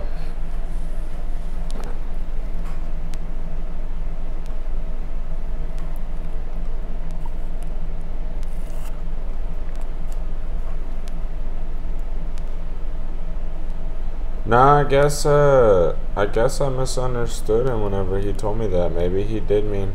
I asked him. I said, "Well, what is your state famous for?" One day, and he said, "Zero-turn lawnmowers." Oh, okay. So that originated is like what they're known for. Yeah. So basically, yeah, like the same from Hope, because like Hope is like originated for the watermelons. So people don't know if like that's what no, because like, they have a whole Hope Watermelon Festival every August. So your town's over something like the largest watermelon is like from Hope, Arkansas. Really? Yeah, I could probably let me check myself. Yeah, like we used to sell watermelons all the time. We used to go to Fulton, and I can't remember the guy's name right now because what we're doing. But yeah, it's Fulton. We used to go to Watermelon College all the time and get the melons that we sell them at Hope. Wow. All right, that tripped me out too. It's saying the tiny town of Green River, population at 29, may not be big, but it is the home to the world's largest watermelon. The old wooden wedge kept its originating here in the Green River. Yeah, it turns out it's from Green River, Utah. So now we have both facts from. That's all I was saying. But like, back with my grandparents, I was saying my grandparents wanted to stay in that era, but like back then we just had to like we had no Google, like whatever someone said, like that's what we had to go with. Yeah, right. But now it's off that like because I was saying away on Facebook, like I said that's the platform I have off of this. But like I was saying like October, like I was saying you're dressed as a mummy though, right? You know, like, but you're saying like who was gender reveal was it? That was mine and Autumn's for Asher. Yeah. Thanks for letting me bring it up. I've only got like 22 more times now. Yes. Yeah. No. Thank you though for real. That was Asher's. Yeah. So that was Asher's. Okay. Yeah. I was a mommy, but I'm a dad. Because I was wrapped as a mommy. Yeah, no, but Autumn was a mommy too. So that was confused. So that wasn't recent then. No, it was. Oh, so that's what throws me in the face of my memory thing. Huh? Because you were telling me you have one son, and I was like, wait, I'm not. I remember on the Halloween, I was like, I seen that. So because it was like around Halloween, I thought it was like this year, and y'all had that. So that was 3 years ago. Then. It'll be 3 years that he's been born, but yeah, I guess. But that was Halloween because like that was a Facebook memory. Yeah, right. That's what threw me off. I was like, because I thought you were having another son. Yeah, because I was saying like we haven't seen each other. We since pretty much high school, man. When I graduated, this is nuts. Literally, we're on camera. That's 8 years. Dude, crazy. That's why I don't like to talk about like what's been going on between us since then. I know, dude. I was asking you earlier too. I've been watching you. I said your son being born because I thought you have another son. I've been watching your music career go too. So if you want to talk about that, dude, I appreciate that opportunity for real. Dude, the music career has been awesome. Took a little break from it for my son, but I've made some amazing tracks for some people I've lost, people I've loved. I've got a lot of music written down. I've got a lot of music in the brain. I've got 2 different singers. One that I work with frequently, at least every 2 months. We sit down and go over some stuff, work together, goof off. It just keeps the vibes going, keeps my mind spinning, her mind working. That's the one I made the Overdose song with, the End Overdose. Oh, is she? You shout out to her? Yeah. It's that's gonna be Caitlyn Cleveland. We did End Overdose. Is that out? That's on YouTube. That's on YouTube. D.Wall, End Overdose, and Caitlyn Cleveland. And so y'all own the rights, so. I own the rights, the beat, the music. So we can play it here then. Yeah. Okay. Yeah. I want to do that. Yeah, I own it for real for her. But what other collaborations you have with? I have a collaboration that I'm working on with another artist. She's very. I mean, Caitlyn's super talented. Don't hold that to me. But there's different levels of singing. Caitlyn has a beautiful voice. Does it go with her name? Does it go her name first? The other one plays the piano and stuff though. That's something Caitlyn doesn't do. Caitlyn doesn't play the piano. So it's be nice to actually maybe have a videographer come out and shoot something with someone playing a piano and singing beautiful and make some music, dude. Yeah. I'm like literally, dude. I just like I want to make music for people. I want to help people get through bad times. I want to help people's minds whenever they're thinking it's the end, nothing can get better, and I guess that's those bad times. And then I just always want to tell, want to make people happy. Sometimes, I want to make someone sad. Sometimes you need to be sad. So I want you to always be happy, but sometimes, I want to show you how to let it out, how I let it out at least. I don't know, that's my thing, dude. I like some Mac Miller stuff. Some Mac Miller, yeah, bro. It's all beautiful music. I was like, who do you search it? Are you Overdose by who? Yeah, it's in Overdose. In Overdose? Yeah.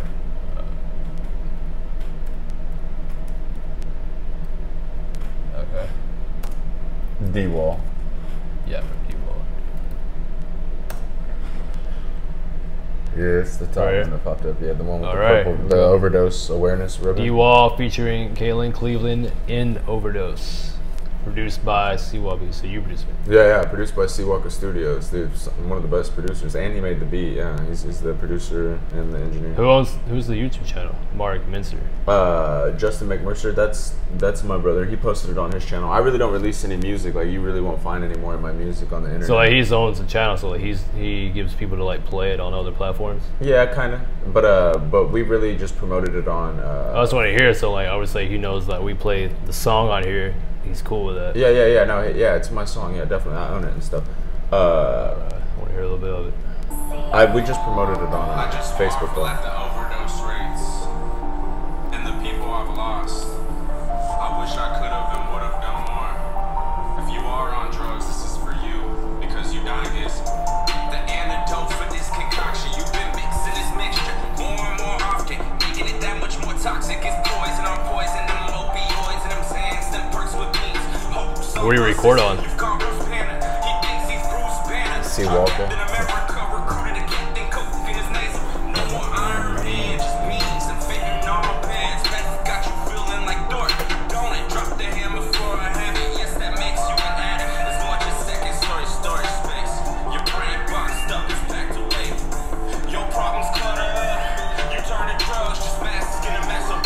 So who is this? What? So who is this in the? Oh, so that's Caitlyn here, right? Okay.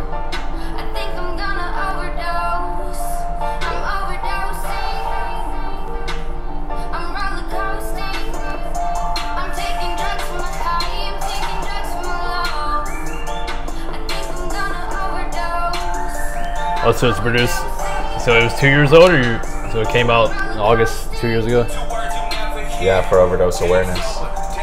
That's their word for it. Oh, so that's what the album represents.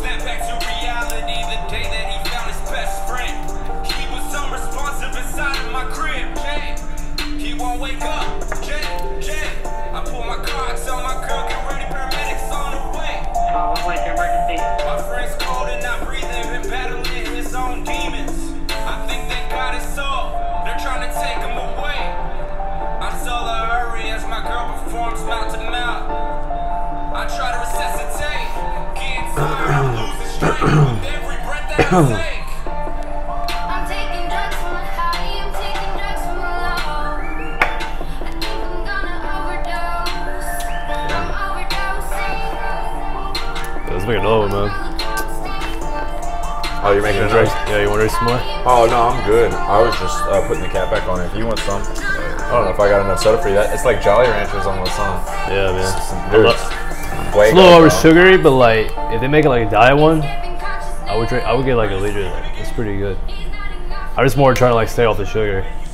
Yeah, it's good for like once in a while, but like I would drink it more if like it's a diet. Yeah. I only drink them like whenever I'm drinking and stuff like that, right? Well, these ones and stuff, but the other ones I cannot help myself with the Canadian dry vanilla cream soda.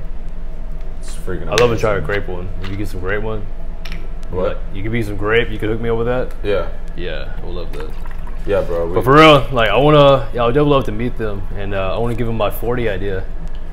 Just remember that was my idea. Yeah, for sure, bro. I will. I wouldn't give it to him. I'll let you give it to him. I'm all about generating. You know, I try to generate at least like. Yeah, but I like that song. Man, I appreciate you, bro. That's like the only song. I'm gonna put that in the description so you can check it out. Yeah. So y'all check that out. You can. I'll go back and went to the next song. If y'all want to check it out, you can go to. Yeah, that's his brother's YouTube channel. Mac Mercer. Yeah. Justin Mac Mercer, Mac and City ENT for sure. All right. Yeah, that's who put it out. I was really pressured into releasing that. I really don't release music, but maybe before we end it tonight, if you know, if we got time, I'll let y'all hear a little something I have in the vault. A little unreleased. Okay. Yeah, it's all pretty much unreleased, like I said, and that was promoted on Facebook. So whenever y'all do search it on YouTube, you know, if you have Facebook, you just look up Overdose, D.Wall, and Caitlyn Cleveland, and that's D.WALL, and then Caitlyn, CATILYN, and then Cleveland, CLEVLAND. Yeah, man. Like the state. Yeah, we'll put this video in the description so anyone can check it out on all platforms. So we have. Okay. Yeah. My bad. I just didn't know if it was. Oh, that's good. Well, they heard it on here too. So if anyone want to take it, you can just click on that video. Hell yeah. You good? It's all good. Yeah. Thought you were like. But you have that only stuff like on here on your phone or something. You're just. Well, yeah. I could send it to you. I could send you the links. You can we can play it on here. Or on your Facebook or wherever. I could send it to you from my Dropbox or from my Google Cloud. Shout out to Google Cloud and Dropbox. Take hard in the paint. Or I guess you could do it on Facebook too, huh? I guess I could do it off. You could send it to me on that way. Yeah. If not, I'll just send you my email because I have different emails. Of what I want to share out. I mean, you can check out.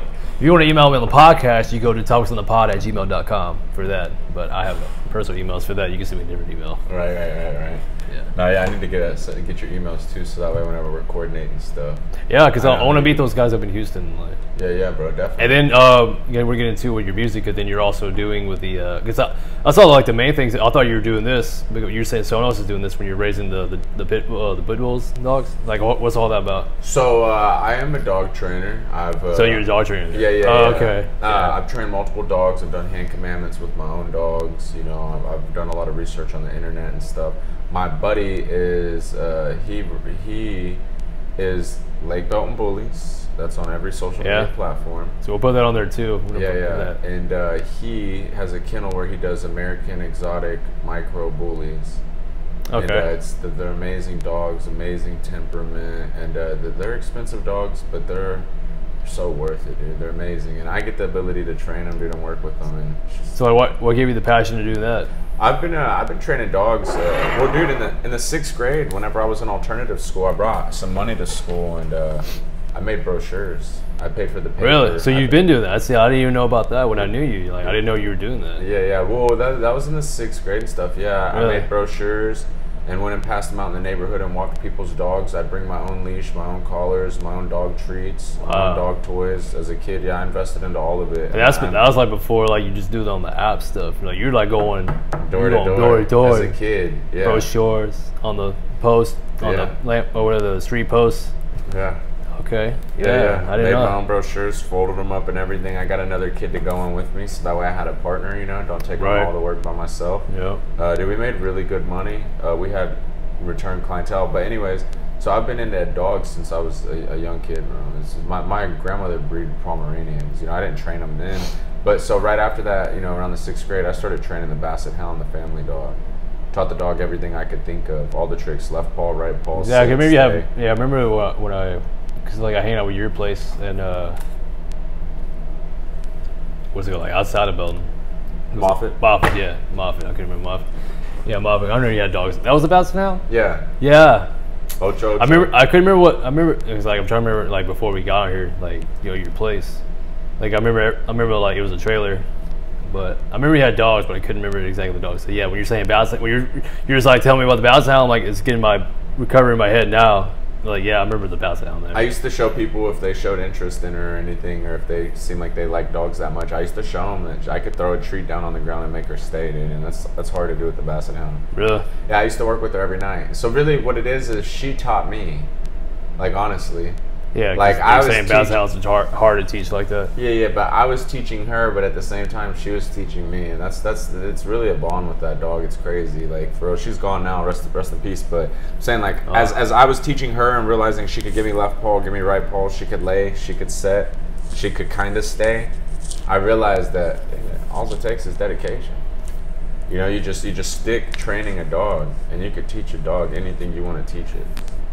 You know, it's just 20, 30 minutes a day. I had an English Bulldog, and I only had him for like less than 3 months, and I already taught him how to sit. Yeah. Just depends on the animal. Like, so like, it didn't matter for you, like what animal it is, you could pretty much teach him when you need to be taught. Well, not animal, but what dog?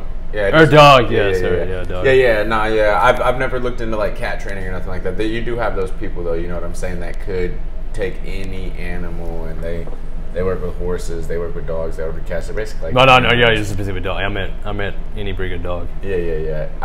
I wouldn't say I've worked with every breed of dog, but I've worked with some of the most lazy, stubborn breed of dogs. What do you think? From the breeds you've done, what do you think has been like the easiest to train to like the most stubborn to train?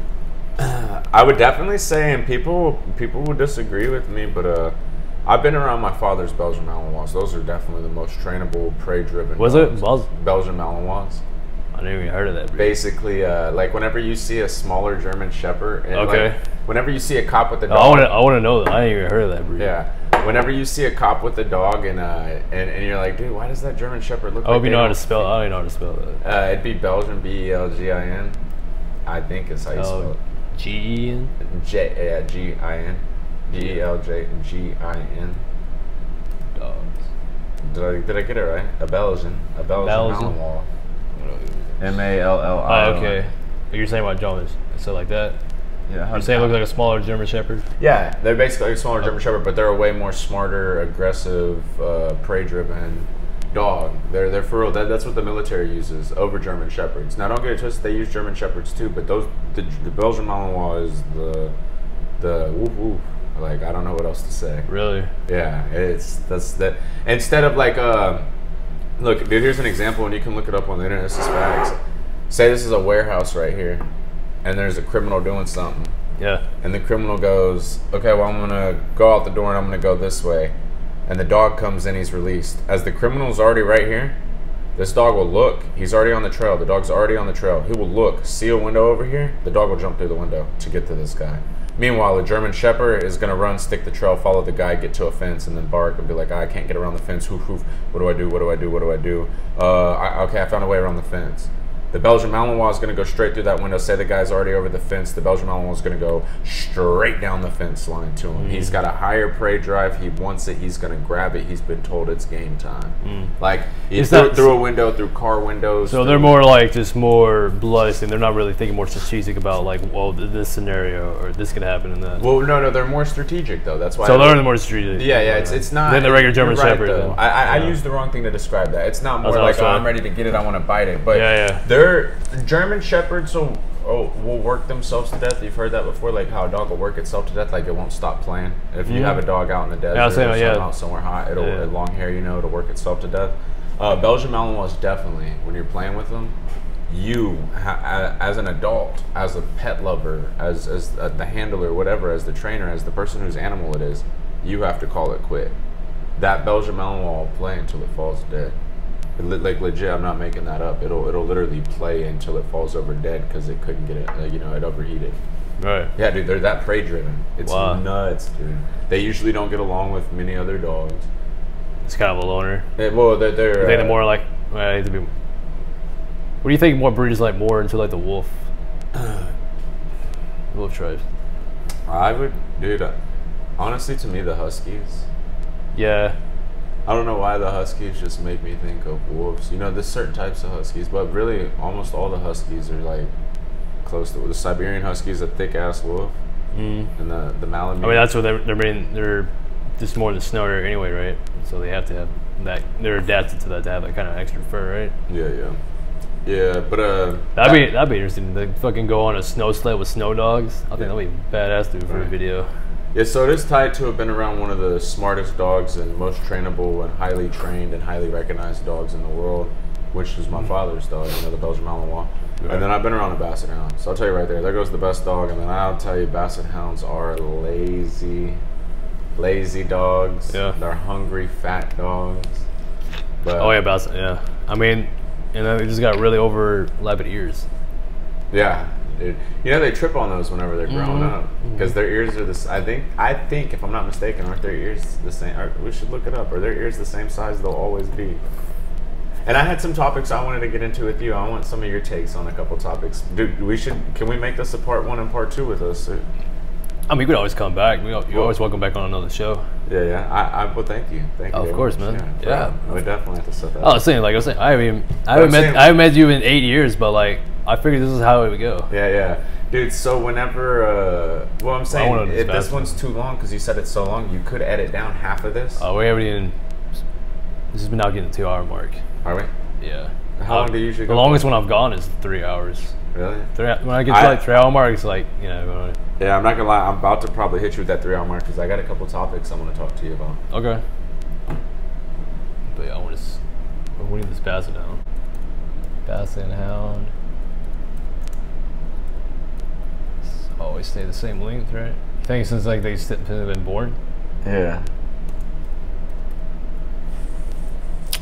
That's why I can't tell. You're scared you didn't have the long. I didn't want to like drop this mic. Yeah. That's what I'm saying. Not scared, but you thought you had the short one still. That's what I meant. That's funny. Shout out to Buffalo Trace. Buffalo Trace, man. Buffalo Trace. That's the first one I've had like since the review, but I just now got it down. This is pretty great. Yeah, no, I got it at Specs, man. I just had 2 little shots, and I mean, it's good taste. Even though I'm mixing it with, you know, some type of the exotic pop, it's still fuego. That's funny to use. Okay, is that the first time you mixed that with whiskey though? No. Well, the first time I mixed fuego, yeah. Oh yeah, with the soda here, you mix it with whiskey. That's the first time. That's the first time, sorry. So, but I mixed the other. So now you're looking with liquor, like. So do you think it tastes on par with that too? Mm-hmm. Yeah, I think it is. Because I've had it by itself. I've tried every soda. You know, I got to try it before I sell it.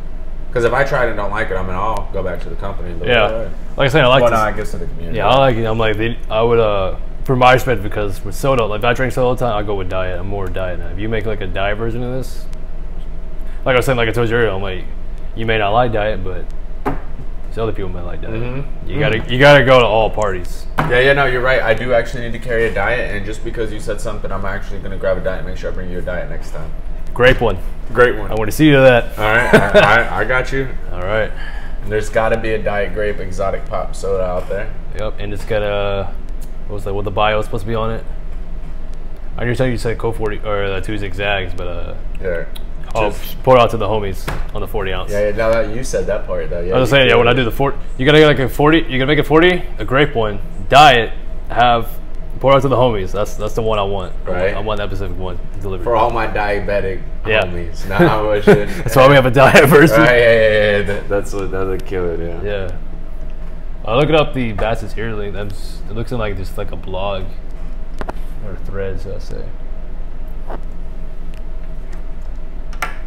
I feel like it was saying here, if the ears are not long at 8 weeks, they would never will be. So I guess I could just, maybe it depends on maybe it's a genetic thing too. Maybe some ears go longer than the other on some. Because I was saying when you grow like that, but then you just may trip over your ears. Same with like English Bulldogs. I'm like, I love English Bulldogs. They're my favorite breed, but that's kind of like a man-made breed because they always have the health problems. Who? English Bulldogs.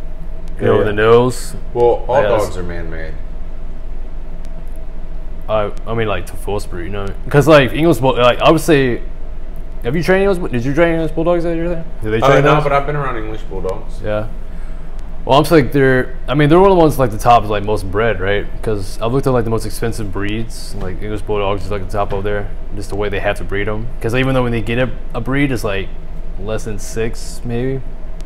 I know they're like really hard to breed and like they're really top expensive to take care of. Yeah, they are. And they're really bad with the cherry eyes too. That's what I've kind of known because I didn't know all this before I got my English Bulldog. Because like, I know they help the nose problems and then the cherry eyes. You gotta clean their eyes like a lot, and they smell, man. It's all the difference with doing these bulldogs. Still love the dog though. We got this. Yeah, dude. Yeah, all dogs are man-made. Everybody tries to forget that. You know, I work with the breed that's not registered. Like I say, Alex, I'm not into that, so you tell me on that. I work with the breed that's not recognized by the American Kennel Association, by the AKC, by the AKA, but or in the AKC, the American Kennel Club. But that's where you're at. What's the one specific? You're the one you're at. BRC. BRC. Bully Registry Club, and then WBR World Bully Registry. Where are they based? I know they're like where's exactly. I didn't see where they're based. They're all over the world and stuff. I don't think we're really with the registry that's only Texas based. I mean, we go from shows state to state, so it's all over the United States. Some of them are worldwide, like World Bully Registry. You know, there's dogs that have sold to China for $500,000 in the really? industry in the industry that we're selling dogs in. There's 2 dogs just sold for $50,000 a piece to a comedian. Yeah, like the dogs that we're breeding we breed $10,000 dogs, but we're not recognized by the American Kennel Club and the American Kennel Association because they're considering a breed that's just now coming up. But dude, that's how poodles were made. That's how mastiffs were made. That's how bulldogs were made. That's how your pug was made. That's how your Pomeranian, your Chihuahua, your Basset Hound, your Bloodhound, your Red Hound, your Coon Hound. I mean, we could keep going. You know, your Labrador, your Golden Retriever. All those dogs were dogs that were just like what I'm breeding, what my friend's breeding right now, what I'm training. You know, they were all dogs that were just, someone had a vision and wanted that dog. Someone wanted a poodle. Someone wanted a French poodle. Yeah. So they kept breeding. They took what they liked from this poodle and what they called this poodle or this animal, and what they called a poodle or this animal, and they bred it, got that, and they went back and line bred it, and keep going and create your own blood and your own bloodline. So once that's established enough in the United States and in the world, the AKC and the AKA will have no choice but to recognize this as an official dog breed. But until then, we're fighting for that, right? You know, right. So that's y'all want to be registered. Y'all want to be just want to have the same rights as every other breed. That's because like you're saying like everyone else is doing the same, but you're doing the same process as them. Yeah, and like that's the. No matter what, actually, I love our events. You know, our events are a lot different than their events. You know, we got hip hop playing and stuff. It's not keep it down. But, the dog has to perform under pressure. Right. But at their events, we would dominate, and I'd love to compete against a poodle and take home a trophy. You know what I mean? Compete against some of the smartest dogs in the world and show that the American bullies are just as well tempered and trainable. Right. And just as smart. So like from the American bullies, I'm like, so they're just a breed on their own. Like, where do they originate? Like, how do they come about? The Bull Terrier. Is the Bull Terrier? Yeah. There's Bull Terriers. So they're bred with Bull Terriers to what? Like, how did the American bully come? I would be lying to you. I don't know enough of the history on them. I was just into training dogs, and my brother's into the American bullies. I was saying, so you just want to stay with training. You don't know the breeding aspect. Yeah, but no. That's why, because like that's what I originally thought was usually like breeding, because like I'm interested in how that goes. Yeah. No, I'm getting into the breeding. I'm learning as much as I can. I know a lot of the lineage behind his dogs, like what grandpa's what made what. I've learned a lot through my friend. Whenever you and him do the cast, he'll probably be able to dive in depth. Yeah, because I want to know more, but I'll do whatever I can to like bring more platform to this American bullies. Yeah. Well, I appreciate that. Yeah, man. We do anything we can. If you're saying you're telling me they're doing the same process that they did the poodle and every other breed to make sure they are registered when they need to be, I'm for 100%. Yeah, I appreciate that, dude. Yeah, because I see it all the time. Man, they seem like y'all know y'all do this to keep them professional. I enjoy it. That's why I want to get you on the podcast, man. I appreciate that, dude. Yeah, of course, man. Yeah. Dude, same reason why I wanted to be on the podcast, because I know dude, I see what you're doing. People are only seeing what you're showing them right here, you know. This podcast space right here, but I've already knew that you were doing the DJ thing, and I didn't know that you had bought all that and stuff. I think you had posted it or something. Yeah, I'm just getting low because like I haven't started, because I'm going to start streaming it, because we're doing the COVID, and then once I get the groove of like what set list I want to get out there, with specific genre music I want, because I have FL Studio, so like I haven't got the beats, but like I'll be ready by 2021. Right, I'll get my own stuff. And check out Pro Tools too. The Pro Tools. Yeah, Pro Tools is a really good program, but I think that's for mixing now. Yeah. If I'm not mistaken, I don't think it's for making beats. But, I don't know. It could be, I'll look into that too. I'm just not familiar with that side. Yeah, Pro Tools is a really good one. That's what CWalka and them use. But, dude, definitely, like, I introduced you to Clinton CWalka. Yeah, I definitely want to talk to him. Walker, yeah, dude, get you introduced to him, and make sure that, you know, if there's anything you have questions about, whether it be Pro Tools, FL Studios, maybe he could point you in the right direction, because he's been doing it for 17 years. Yeah. Yeah, I mean, he's been on he's been playing with FL Studios since it was probably like version 1.14 or 1.4 something. He posted it one day, how long he's been downloading FL Studio. Oh, he has his own social media platform as well? No, well, or he just posts what he does on his Facebook or what? Yeah, he just posts statuses on Facebook and stuff, and he just will say something, you know, thought of the day, some random shit. He's a cool ass guy, but one time, you know, he's like, damn, I've been downloading FL Studio since version something. But yeah, he's been doing this since we were beating on desks with pencils back in the day, since before anybody even went to school with phones. Oh, okay. He's been one that passion for a long time. Yeah, before he was even made in that time, man. Yeah, before there were cell phones you could put a beat out on your phone, like he was the guy that people were like, hey. He's like one of the ones you can make a voicemail on your flip phone and make your own. Yeah, okay. Yeah. I like that. Yeah, that was them. But yeah, no, I'd like to set you down with him and get him if he could help you with anything. Where is he at? He's at Temple. Really? Okay. Yeah, he's got a commercial studio and everything. Right here in Temple. And he goes by just his name? Yeah, it's Clinton Walker, but it's Clinton CWalkaBeats Walker. The CWalker. Okay. Yeah, I'd love to get CWalker on here. I'll have to pick his brain. Yeah, he's a smart guy. So I wanted to pick your brain on a couple. Yeah, you want to get on? Okay. Yeah, let's go for it. I wanted to ask you what you think, bro. And I know this is a touchy subject. If you don't want to talk about it on the podcast, we don't have to. And I only want to talk about it because light does need to be shed on it. We don't have to get too deep into it. But tell me your thoughts on the Epstein thing. Oh, so now we're going conspiracies now? Yeah, let's go. Let's go. A little bit, but I mean, what about Epstein though? Tell me your thoughts on it. That's just what I want to know for the podcast. And then if you'd like, I could share mine. But sure. Yeah, I'm down for it. Let's go. What are my thoughts on Epstein? Like the whole situation? Yeah. What do you mean, like when he got the murdered part, or what? Like what part? Just the gist of all your thoughts what I've compiled from it. Yeah, just. I mean, it happened last year, right? When the murder happened, like I didn't even know who he was. Like I had no knowledge about it, and then all of a sudden, all those memes started popping up on social media. I'm like, Epstein killed himself and all that. Yeah, I didn't know about it. Then I looked and researched about it. Oh, now it was like this, and now they have a documentary on Netflix. Have you watched that? I haven't watched it. You watched? I've been. Yeah, you should watch that. Hey, that's the part we could do a Netflix watch along of really? Next Violent. Yeah, that'd be dope. What is that? Oh, I mean, you don't podcast. I mean, you could just watch anything and just comment. You watch like a DVD, say like Shrek, and they have like the people that made it like commentary their opinions on it. Same thing. It's to watch along. We just like, oh yeah, okay. Yeah. That's real shit. Yeah, we should. Yeah, but like, I was saying, I had no idea about Epstein. This is coming for me. Like, I had no idea who it was until people stopped writing memes, and I was like, well, who was Epstein? And I looked it up, and then I listened to Joe Rogan podcast, listened to that, and I was like, for mission I know, he's like some rich billionaire that's in debts with like big celebrities and the presidents, where basically he had this big sex island, underage girls that he brought in there. There's terms like Bill Clinton rode his private jet 20-something times. And then he's got like pretty much their finger. He had his finger on them too, because there's probably recordings of them. And now recently they have that. I mean, I know definitely they murdered him, but I think. And now they have his wife on trial, but then now it's like going to be pushed back a year. That's kind of weird. Well, they're doing that, but she's still alive, so I'm gonna say with that. But now someone has like the documentation of like all the people that are actually on his flight.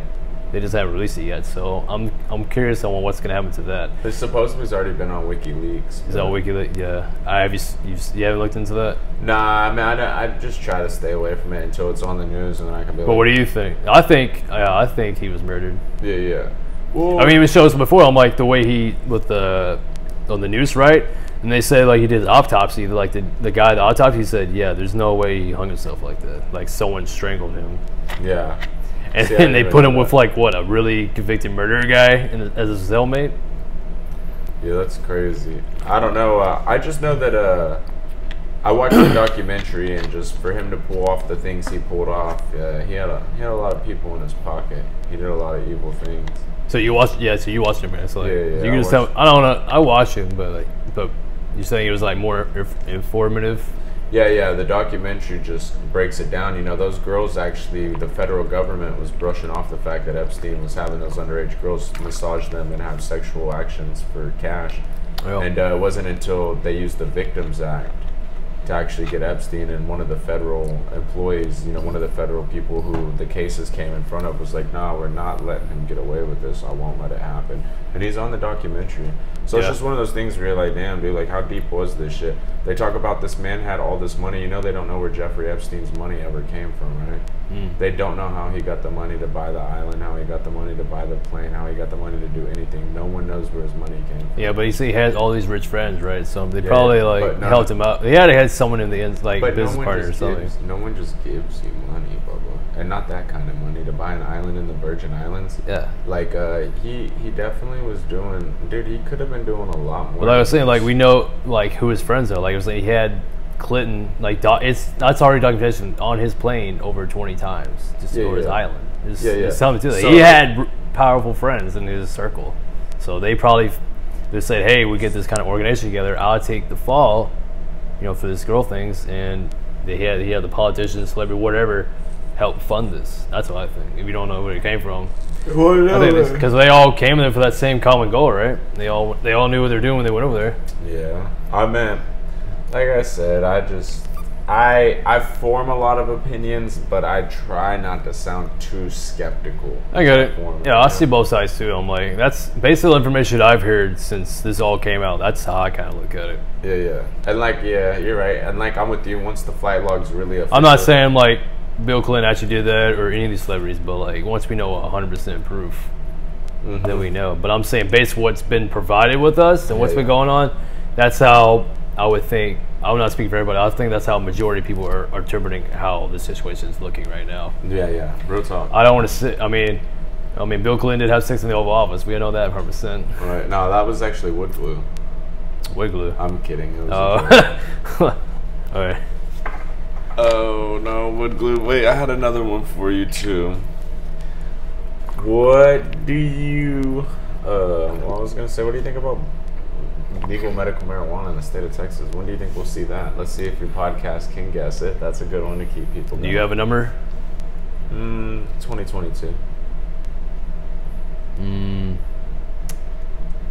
I don't think what year it's but like I'm definitely think because we are a Republican state, we're gonna be one of the last ones to be legalized for sure.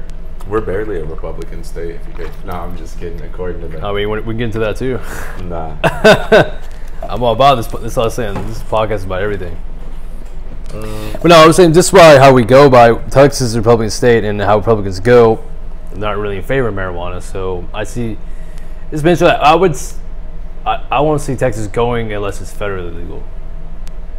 And that's about Arkansas because, like I said, I've been to Arkansas and now Arkansas is medically legal. At first, you couldn't get anything in Arkansas medically unless you were like basically dying of cancer or like some serious illness. They had to give it to you. Now, since my vacation coming back from Arkansas, there's actually a medical place in my city in Arkadelphia where I was born, and now you just need a doctor in Oklahoma, and then you get another license, and then you're good to go. Yeah. So that's how far we come from Arkansas standpoint, and Arkansas is a Republican state now from this election. Yeah. It was a Democrat for the longest time, but it became Republican. I will say that straight up, federally it should be legal within the next 2 years. Yeah, but I'm saying, from like a Texas standpoint, I don't think Texas would be legalized until it actually became no choice but federally. That's why I stand behind the 2-year thing though, by 2022. Because of federal? Because I think you don't think about state, well, you just think actual the whole United States. Well, yeah, but well, you know, Mexico just now became by December 12th, it's going to legalize the whole country. What, marijuana? Yeah. For Mexico? In Mexico, man. Hell yeah, Viva la Mexico. As I was saying, I was listening to that podcast. I was looking. Shout out to the Yo-Yo podcast. I did a YouTube. Shout out to their YouTube their podcast on my latest YouTube video. Yeah, they're just like a father and son Mexican podcast. You watch comedians, right? So you know who Fluffy is. Yeah.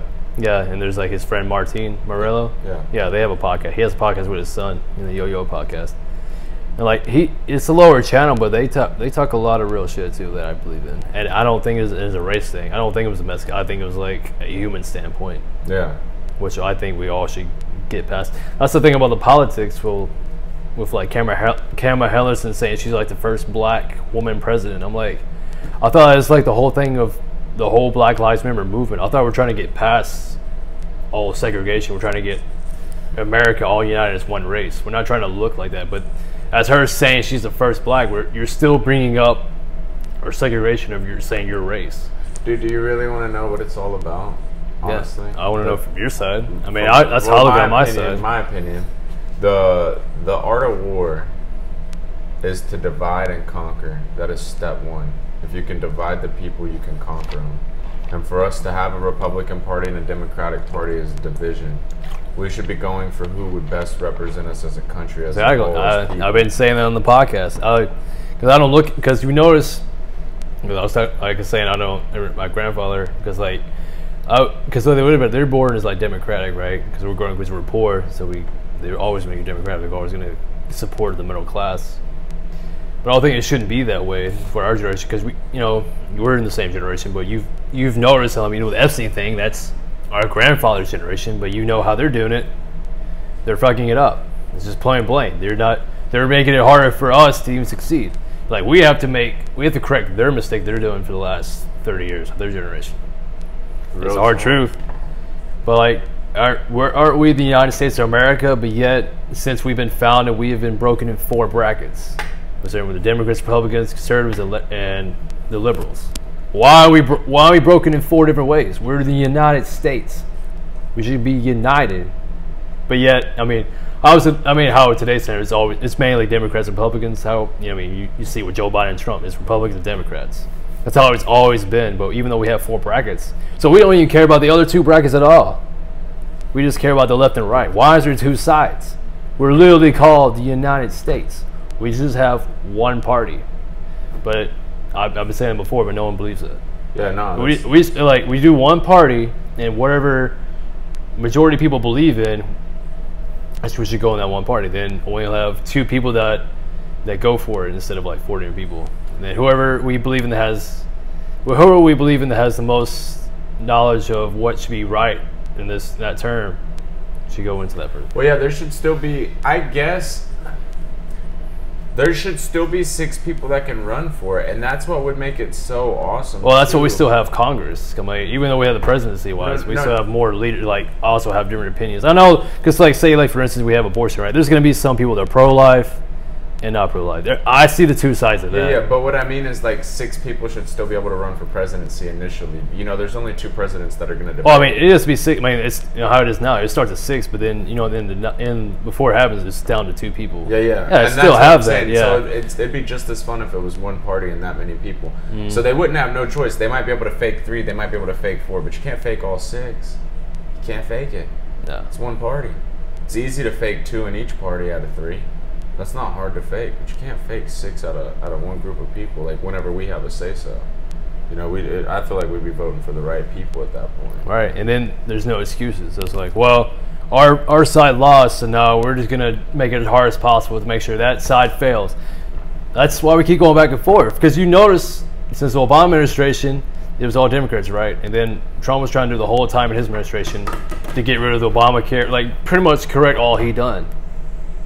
But all that's doing is backtracking us. We can't move forward because the right side has got to correct what the left side did, and then now we have Biden. It's pretty much going to Biden. I don't know, but Trump said it's fraud. It's fraud. It's entertaining all the way. It's all entertaining. Yeah, hell yeah. I love to see how this is going. It's entertainment for sure. You I killed it. love how it's going, but either way, we know about December 12th, because that's when the vote has to be locked in. You know what I mean? You have to be done by December 12th. I'm pretty sure. Don't lie me on that. It's by December. I know for sure. And then the inauguration is in January. Yeah, it's really funny too, because Trump could have just mocked next the whole election this year. Well, they're saying because they think the mail-in is what helped Biden.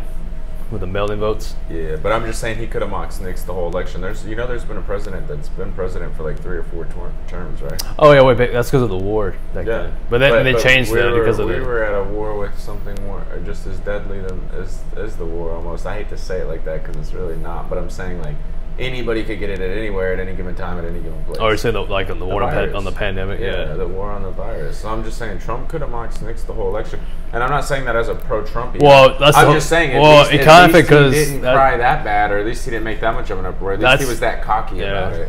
Well, that's what's going on with the mail-in vote. That's the whole thing right now. It's because of the pandemic, because that's what the Democrat side was telling them. Hey, that's why they're saying the mail-in ballots were more in favor to Biden, because on the Democrat side they're saying, hey, stay home and do your ballots for mail.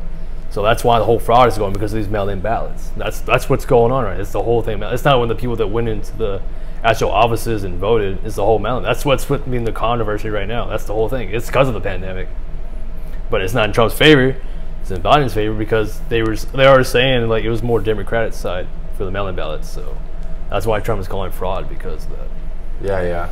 But Trump also, I mean, I don't know. I'm not really, dude. I meant shit. It's like playing a video game from across the room. You know what I mean? I still to this day I can't believe Trump is even president. You know what I mean? Oh yeah. Especially like because he's always been into politics. It all started because of this vicious ego man. Because like he went to the Obama dinner, right?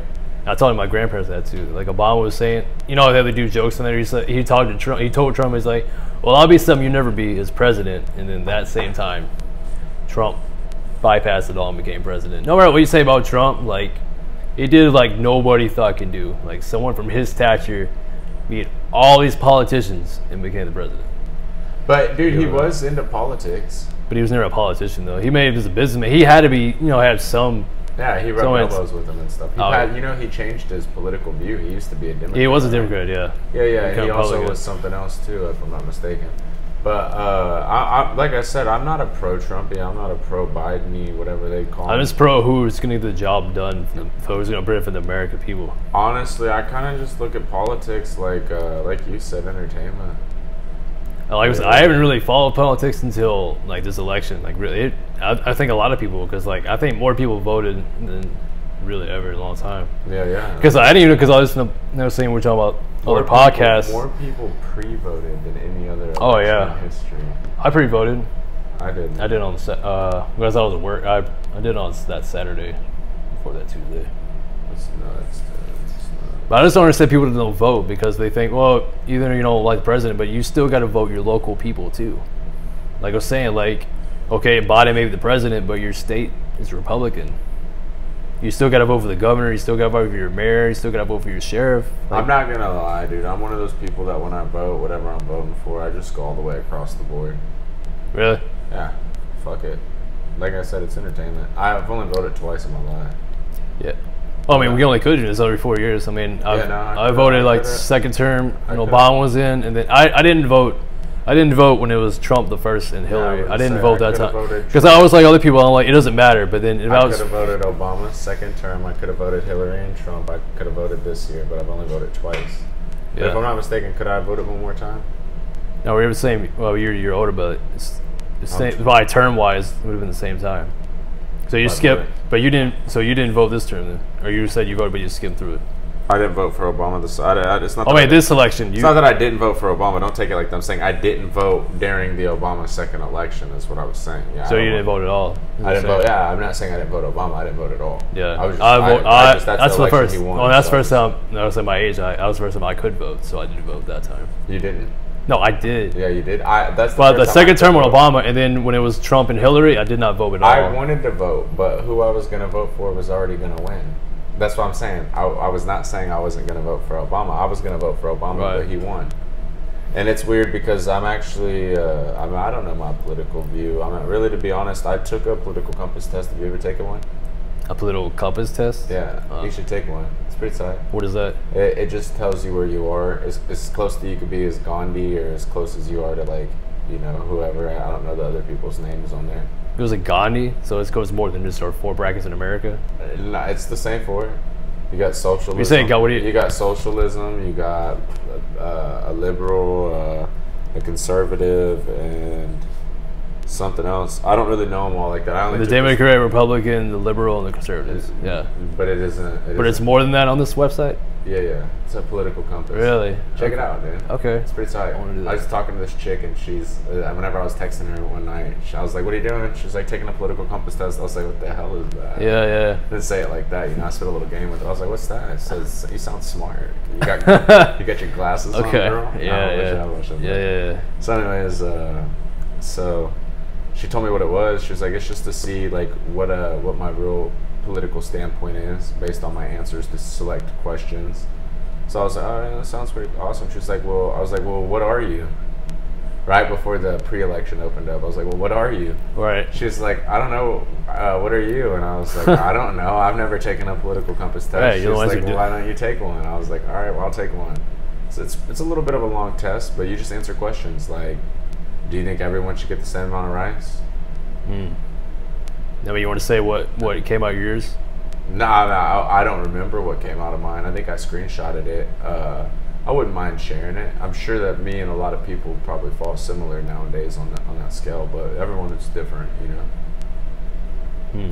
But but it'll say, you know, like I said, do you think everyone should get the same amount of rice? Do you think diet soda should be on the shelf just as much as regular soda? Oh wow! Like, you know what I mean? Like, should it be a selection? That's really big. Biceps detail. I mean, I'm not saying it'll be about soda, but you get my point. Yeah. Basically, should everybody get the same? Should everything be equal? Like, it's a lot of questions like that. But did they get into like what's kind of controversy right now, like gay marriage, abortion, and all that? I think it got into a little bit of pro-life and stuff like that.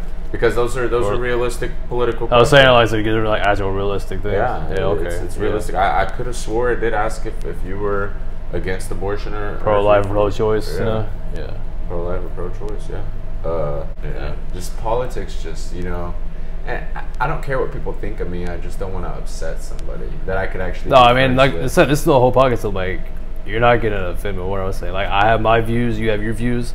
I'm to where my point of my life. That's what I was saying with my friend like to Galveston. Like, we have differences, but like, at the end of the day, man, we're both grown human beings. So like, at the end of the day, you may learn from each other, but in the day, you're gonna take temperate what you learn from yourself. You're gonna take what you learn from yourself. I'm gonna take what you learn from yourself.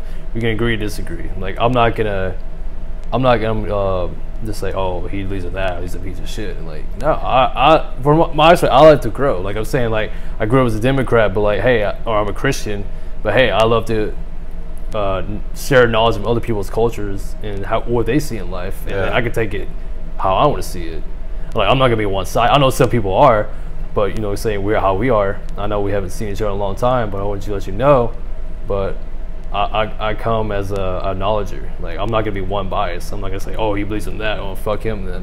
No, I may not like it in the day, but I'm gonna respect him. Like, okay, he believes that. If he respects what I believe, hey, I'm cool with that. I'll be your friend. And I know you wouldn't, and that's why I don't mind talking to you about it. And that's what maybe got me a little bit more comfortable around the camera and all these other people that are gonna see this. It's because really I wouldn't have talked about it. Because like I said, I don't care what people think, but I would just hate to think that one of these people out here could have been a fan or a friend. But here's something politically that I said that they don't agree with, and they are the complete opposite of you and I. They wouldn't give it the time of day. They don't ever care to, you know, see you or I again. But I understand that your channel, like you've been organic. Yeah, I've said on podcasts. I always said like on my political views, I don't believe in I don't believe it's being separated by four sides. I believe we just need to come together as what we should have been. Where forefathers came to believe. I know even back then they were Republican, but I mean since back then we've been evolving every generation. You know, even back our grandparents' generation. I mean, we had slavery in America. I mean, we're still fighting out to this day. But like, really, like I said, what I talked about earlier about Kamala Harris saying about she's the first black female president. But I think we need to move past that, saying by I'm first white, I'm the first Mexican. I think we need to say I'm the first. I'm just doing the job. We don't need to look at race. We need to look at ourselves as all human beings. Yeah. That's why I say I have friends of all different culture. I don't look at them as color. I look at them as, hey, how are they as a human being? Do they treat me right? Do they fuck me over?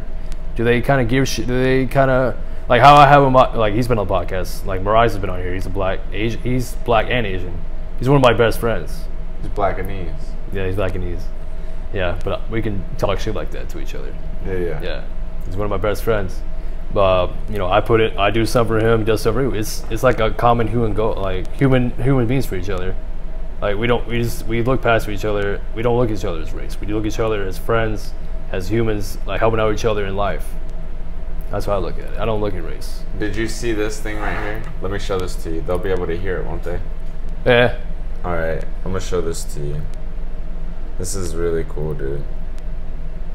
This is hard to keep up with. If anybody's interested in it, just message him for it and I'll get it to you. Well, someone else has the information, or what are you pulling up? This right here.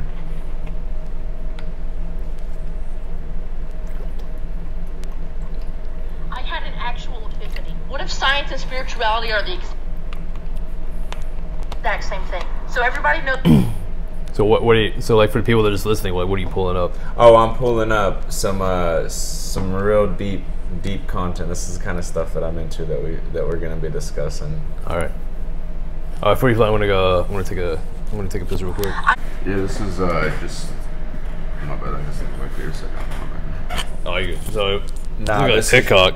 This is just some what'd you say? So this is off a TikTok video. Look like? Yeah, this is off a TikTok video, but whenever you see Alright. it, you'll see like it's the realest thing I've ever seen. A girl posted this and I was like, hey, send that to me. That's way too deep. So people listen. Like, what is this about? This is about life and where it all comes from and where we're all going. So this is looking like just. I mean, who are they? I don't know. It says Danielle DeVee. That's who like post the video. What? Is that who's made the video? Yeah. Okay.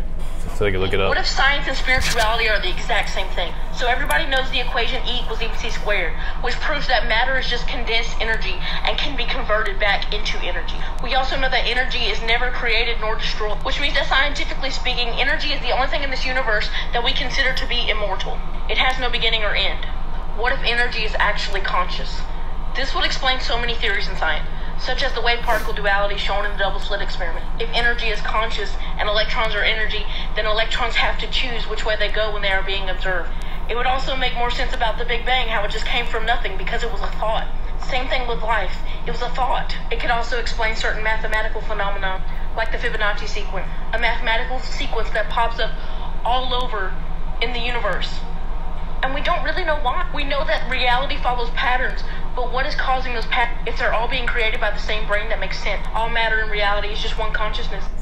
I had an actual epiphany. What if science... Oh, okay. So like this girl was just reacting to the video. I thought they were like both in the video. Okay, I understand. Yeah. So that's how she thinks to interpret the world. Yeah, but I'm not It's all gonna made of lie. energy. It's really as deep as it really gets. It's just something you kind of said just made me think about it. It's just really... You said, you know, it's a human thing. Is how we're gonna treat each other. Yeah. It's proven that the whole universe is vibrating at a frequency, and even you put off a frequency, and I put off a frequency. And if our frequencies weren't right together, we wouldn't get along, dude. Or you know, if you had a negative frequency, my positive frequency like that, my negative frequency, your positive frequency wouldn't like. You know, so like it's all about frequencies in the universe, bro. And if someone wants something, dude, you manifest it, bro. It's manifestation, you know, like that's something about the Bible. It tells you, you know, if you believe you can move the mountain, you can move the mountain.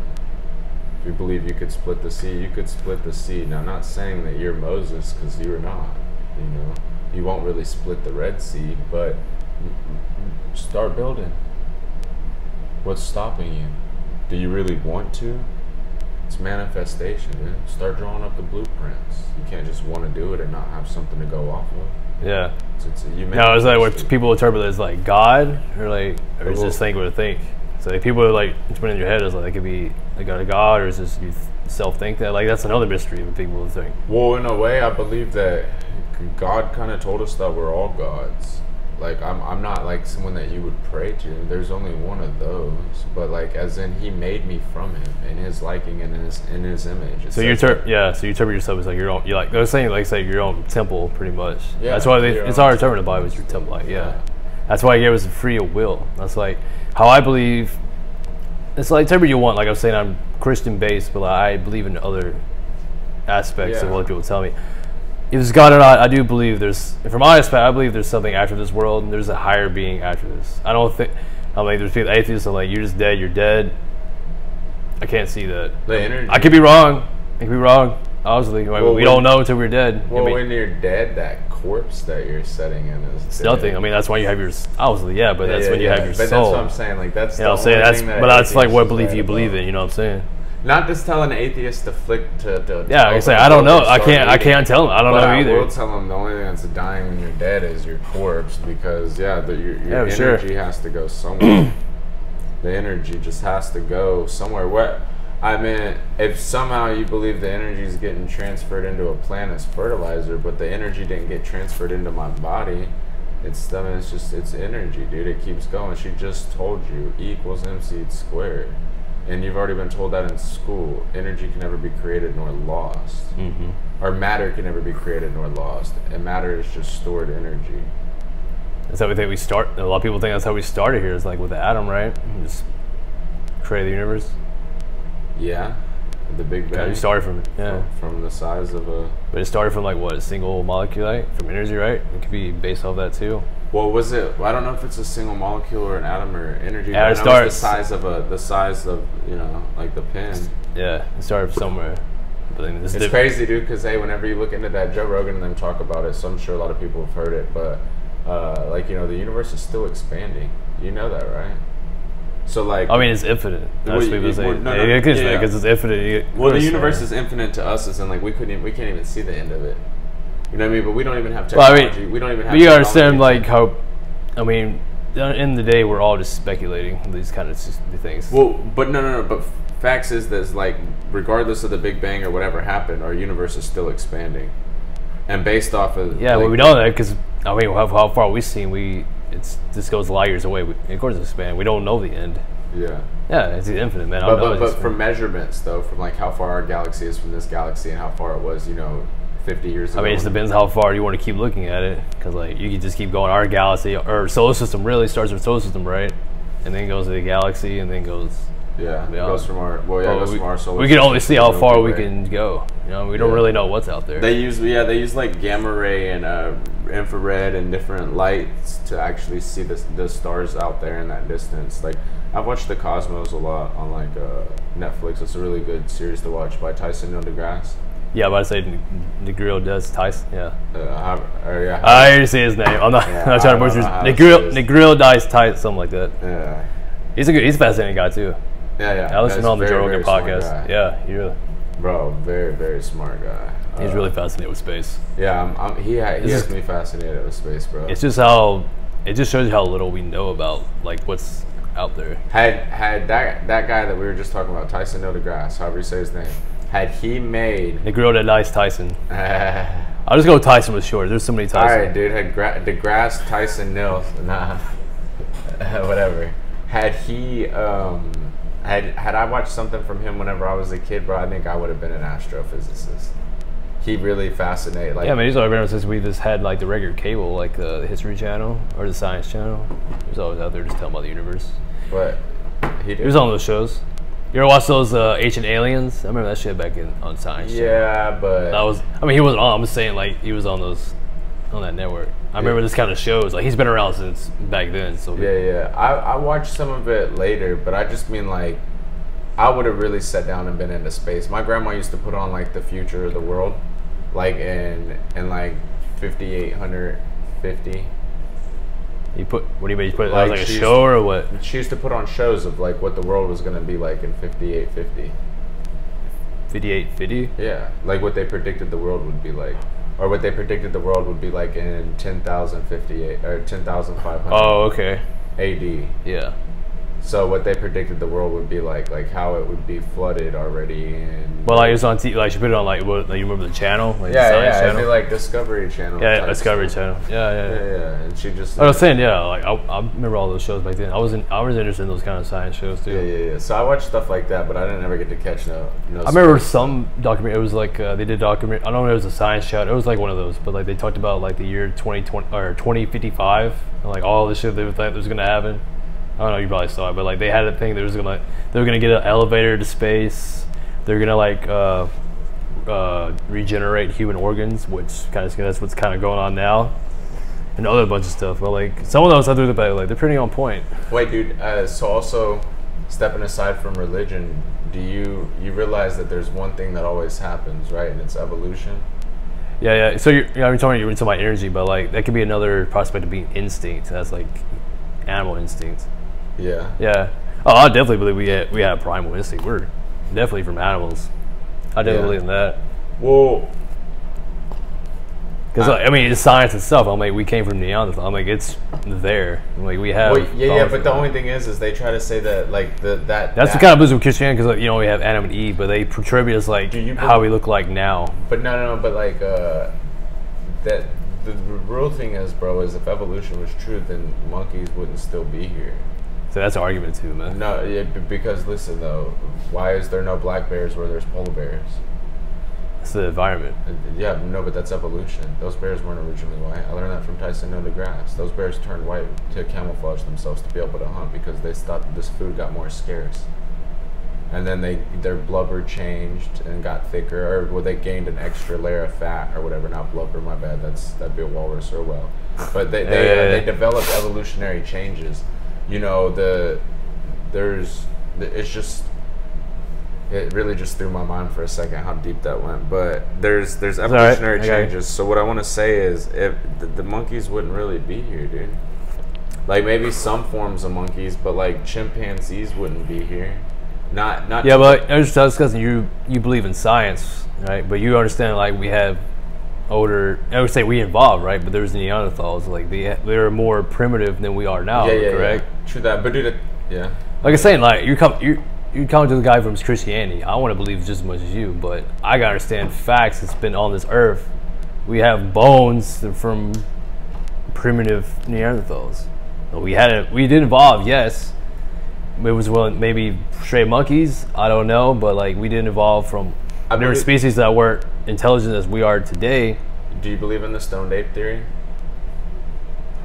Okay, you bring me up. I know I've heard about like what is your perspective? The stoned ape theory is about like whenever dinosaurs were around, we had to stay low to the earth. We would eat like fruits and stuff that would fall from the trees, or we'd climb up the trees to get the fruits, get back down, and stay low. What does that sound like?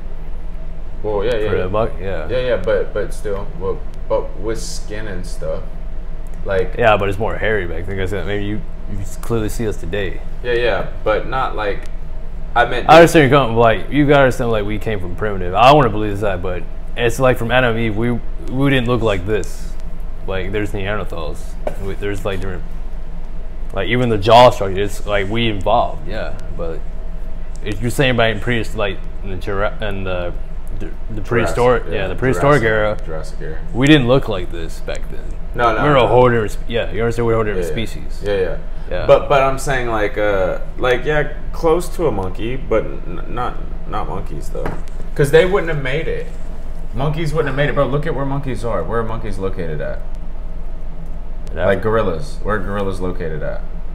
Now, if you find an island with gorillas, that's cool. You found an island where gorillas were fucking gorillas. That wasn't originally from, though. I mean, there's like hunters back then, like put them on those islands. I'm just saying, do you realize that if you and I were born in a gorilla family and we were just a little bit different, that the head gorilla would come up and smash us against the fucking stone? Oh yeah. I understand. So there's different species. I understand. A human was just this one's just a little bit different, and it got to live, and then it to another one that just happened to be a little bit different. That's what I'm saying. There's a step right there, and I'm not arguing with you. I'm just saying in my mind, there's a step right there that's missing in evolution where we're like, dude, a gorilla is like Sparta, bro.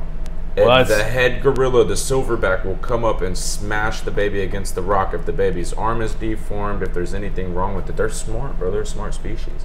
And like that's why I could believe. Well, that's what it is. It's species. I was saying how there's, we're saying we're different dogs. Yeah, like there's different monkeys too. Yeah, just because there's gorillas, don't mean we came from gorillas. Well, they would be the most. Well, that's why there's We're closer to chimpanzees. Are we really? Yeah, there's 98, 99%. Yeah, that's facts. We're for that species. Gorillas are their own gorillas. Now would be times that we came from fucking gorillas. I would have rather come a gorilla than a chimpanzee. But then also maybe we could have walked upright. I was trying to find that graph. I'm like, we couldn't have what? If we came from gorillas instead of chimpanzees, they could have like maybe. I mean, gorillas, how they still walk now, they really walk on their fours. But chimpanzees, they still walk upright. Have you noticed that, right? Yeah, they do walk funny. But gorillas, dude, that's how we would have originally walked. You know that, right? For the stoned ape theory. Right, yeah, the evolution of human. I was saying we came from that. I was saying. Yeah, but we could stand up, is what you're saying. Yeah, from chimpanzees. Evolution. Yeah. I got you. I forgot chimpanzees walk on all fours too, but not all the like they walk on. Not as clear as the gorillas because they're a different species. Yeah. See, I didn't really know all that. Yep. I'm trying to find the. Always learning. No, but so the stoned ape theory is that like they ate mushrooms. We ate mushrooms and looked up and started standing up, and then so we become more woke. Yeah. As 2020 is awoke more. Yeah. I'm trying to find like that. There's like a good description of like historical like. So the reason why I brought up evolution is because, bro, we're here to create AI. You think that's the next evolution? Yeah, well, I like this too. I'm like, because obviously we're discussing like evolution from like prehistoric of how we are from Neanderthal. These when you want to, how you want to interpret it from Neanderthals to like humans today. I'm like, are we done evolving, or are we gonna keep evolving? Well, let me just shoot out a real theory to you real quick. Yeah. If you knew that the world was gonna end in 100 years, guaranteed, no ifs, ands, or buts, we keep going at this rate, the world's gonna end, and you're part of the top 10 elite richest people, are you not gonna throw all your money at trying to develop an idea to send life form to another planet? To send us to another. Oh, like planet? what they're kind of do now with Mars. Yeah. Well, no, but even without sending people, like, yeah, it's tight. Hey, if we have time to get people off the ground, let's get them. But bro, what if people can't live that long?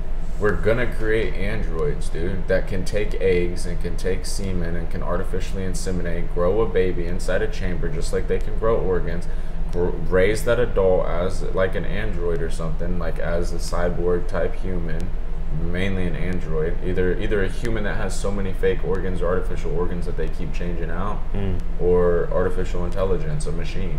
That is just. I mean, they're already trying to do that now with artificial. I mean, they can do humans now with like putting just. They can just fertilize. I would say now, with people with the same sex, they could just fertilize the egg with just a regular sperm. Like they're already trying to do that. Yeah.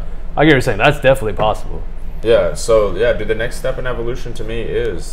We're definitely going more into tech for sure. I mean, we have cell anything. I'm like, how drawn are we to cell phones? More than anything, right? And cell phones only been around 10 years, and we're so drawn to it now. So definitely, yeah, we're gonna evolve more into tech than anything. We're gonna get to. I think predicting we're gonna get. How is this gonna get more into us? Yeah. Nah, you're right, dude. It is. That's where it's gonna be a cyborg at Hence first. the whole theory of Bill Gates chipping us with the vaccine. But yeah, but bro, realistically though, if you could have this right here, you wouldn't have to worry about it breaking. But I'm just saying that's where cyborgs. As we talk, I'll say. But also, if you have it right here, does it give you a power boost? Yeah. Does your body get some extra power? You know what I'm saying? Like, what could they do? Like, that's where it starts stepping into the changing us as what we are. There's actually we talked about the Paul brothers, right? Yeah. There's actually, it's not real, but it's pretty cool how like Jake Paul does this thing like what you're talking about. They could actually look fruition. What do you mean? You just have to see.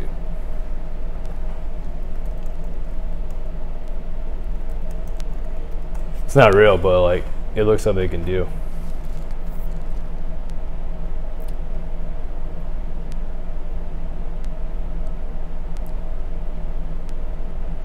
Like obviously this is not real, but it's kind of crazy how you interpret it.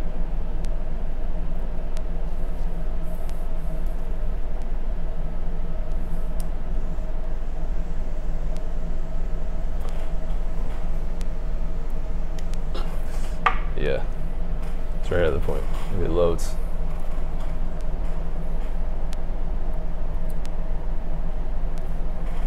The first time ever anyone's done this. It's got the viewfinder and everything, bro. Oh, ow, it hurts. Yo, it hurts for real. All right, go with it. Hurts for real. Just day one. Ow! I'm putting it back. Yeah. Like that, right? Bro. Literally insane. Oh man, it hurts low key. I've never seen anything like this in my life. Give it a couple. Alright, doctor. Yeah, it's like it's not real, but like I could see you thinking actually how to do that. Yeah. I mean, dude, it's just the next step in evolution. It's guaranteed. I mean, if we exhaust. I see like how they do like in the you watch Futurama. Yeah, I've seen it. They did like the kind of like an iPhone parody. They just put it in your eye. Oh yeah. And it just projects the screen. Yeah. And like you're going to sleep, and they just put commercials in your dreams. I can see that in the future too. Not as like maybe how they did on the show, but like maybe like a contact lens. I mean, Yeah, the future's infinite, man. I'm like, they already have you went to someone from the contact 1800s and you showed them an iPhone, like they would blow their fucking mind, right? Real talk. So who are we to say what's gonna happen in another 100 years? What's crazy though is like Joe Rogan says in that one stand-up comedy skit, if I was to fucking put you on an island, how long till you had a fucking cell phone? Yeah. Or Well, really, I think he said how long till you had a camera. Till long. What do you mean? Like, if you got an island, how long it would take you Well, to that get a camera? Like that, build a camera? Yeah. Okay. Yeah. I mean, that's Well, I mean, it really depends who you are. I mean, I mean- I'm gonna make a fucking iPhone. yeah. But I mean, I may know some knowledge of how it works. I don't know the internal parts, but I know how maybe it works. I don't know how to build one. Bro, that really is the absolute power, bro. I think about it sometimes. It really is. Let's say it's like, was this like a knowledge of religion or this man? Bro, It shows you in today's time, it's all about man. I think one of the craziest things. It's getting late. Sorry, guys. I think one of the craziest things. We're about to 3 hour mark, so. Yeah. I think one of the craziest things is that it takes so many people to make things happen.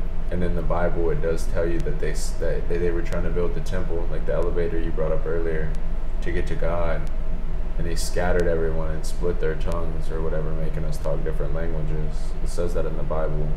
But like, really, if we could communicate with the French, the Indians, the Native Americans, the Hindu, the Palestinians, the Iranians, you know, if we could communicate with all them openly, like this right here, Yeah. and share our knowledge. That's verbatim. what we're trying to get to right now. I mean, let's just like the iPhone update. They literally just installed an app called Translate. They literally just put that on my phone.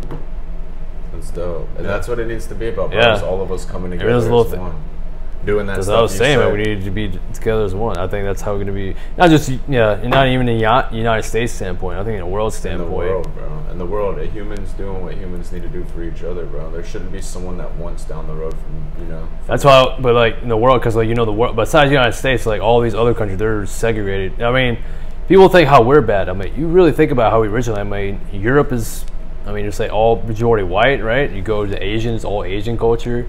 You go to the Middle East, it's all their culture, right? This is wherever you go. They're still segregated more than us. Yeah. We're still more woke than, I We're don't the want to say well, but that's something better people understand it. More woke than those people outside, but we're still far ahead because even though we're together, all these races, we're still separated. We really are. We haven't figured out to like keep each other together. I want to keep all the culture together, but we're still seeing each other as racist. It's just how I'm like, I would figure that would have been in the 60s. As soon as like the segregation between whites and blacks, I figured that'd be the end of it. But it just keeps going on generation to generation, it seems. Yeah, it's like a recycle. We didn't grow up, me and you, we grew up in the same generation. We didn't grow up with our grandma's generation. We didn't experience segregation, but I thought that'd be better. Because like slowly but surely, it's kind of getting better, slowly better for us. But it needs to get. I think our generation needs to be the one. I know you said we're on the 3 hour mark. I would say 3. I mean, we keep going. I'm just saying. Oh. I still gotta edit this too. Yeah, you do. And like you said, welcome back. But I did grow up with my mom's mom being attracted to black men. I grew up with my. I mean, so your great grandma is like an Indian, We all segregated from somewhere. Yeah. She's attracted to black men, so I grew up, and one of the black men told me one time that segregation still exists, and told me to look in school, in middle school, dude. So I went to school and looked, and what he told me was true. Look at where all the black kids sat. They're all set as together. I told you earlier in the podcast, I grew up in a segregated town. And now it doesn't matter that there's one or two, like the dude from the drum line. He sat with the percussion in the band, a bunch of other white and a couple mixed kids. Yeah, they sat together. They were segregated, and what they did, it's still segregation. Everybody doesn't sit together and mingle together and change where they sit. It's still in the prison system too. All the Mexicans sit together. All the white kids, dang near all the preppy girls. There's segregation. It exists everywhere, and it's crazy. Like you can walk into an elementary school, dang near. Well, except for the fact that in elementary school they're trying to break that nowadays with the whole you walk in with your class and sit where you are. So in elementary school it's a little bit harder to see. Walk into a middle school where nobody's influencing segregation, nobody's influencing that they shouldn't associate with each other. Nowadays, especially you might hear more But you know, whenever we were going to school, like you said, it wasn't a big deal. No, that's what I was saying. Like that's where I went from, you know, segregated school. I went to another school in Murfreesboro. It was kind of more together with more races in there, but it didn't click to me until I came to Texas and Belton. And I've said it numerous times. I'm glad I came here because like this has been the most multicultural school that I've gone to. All the races were here. Yeah, like everything. it was more like it.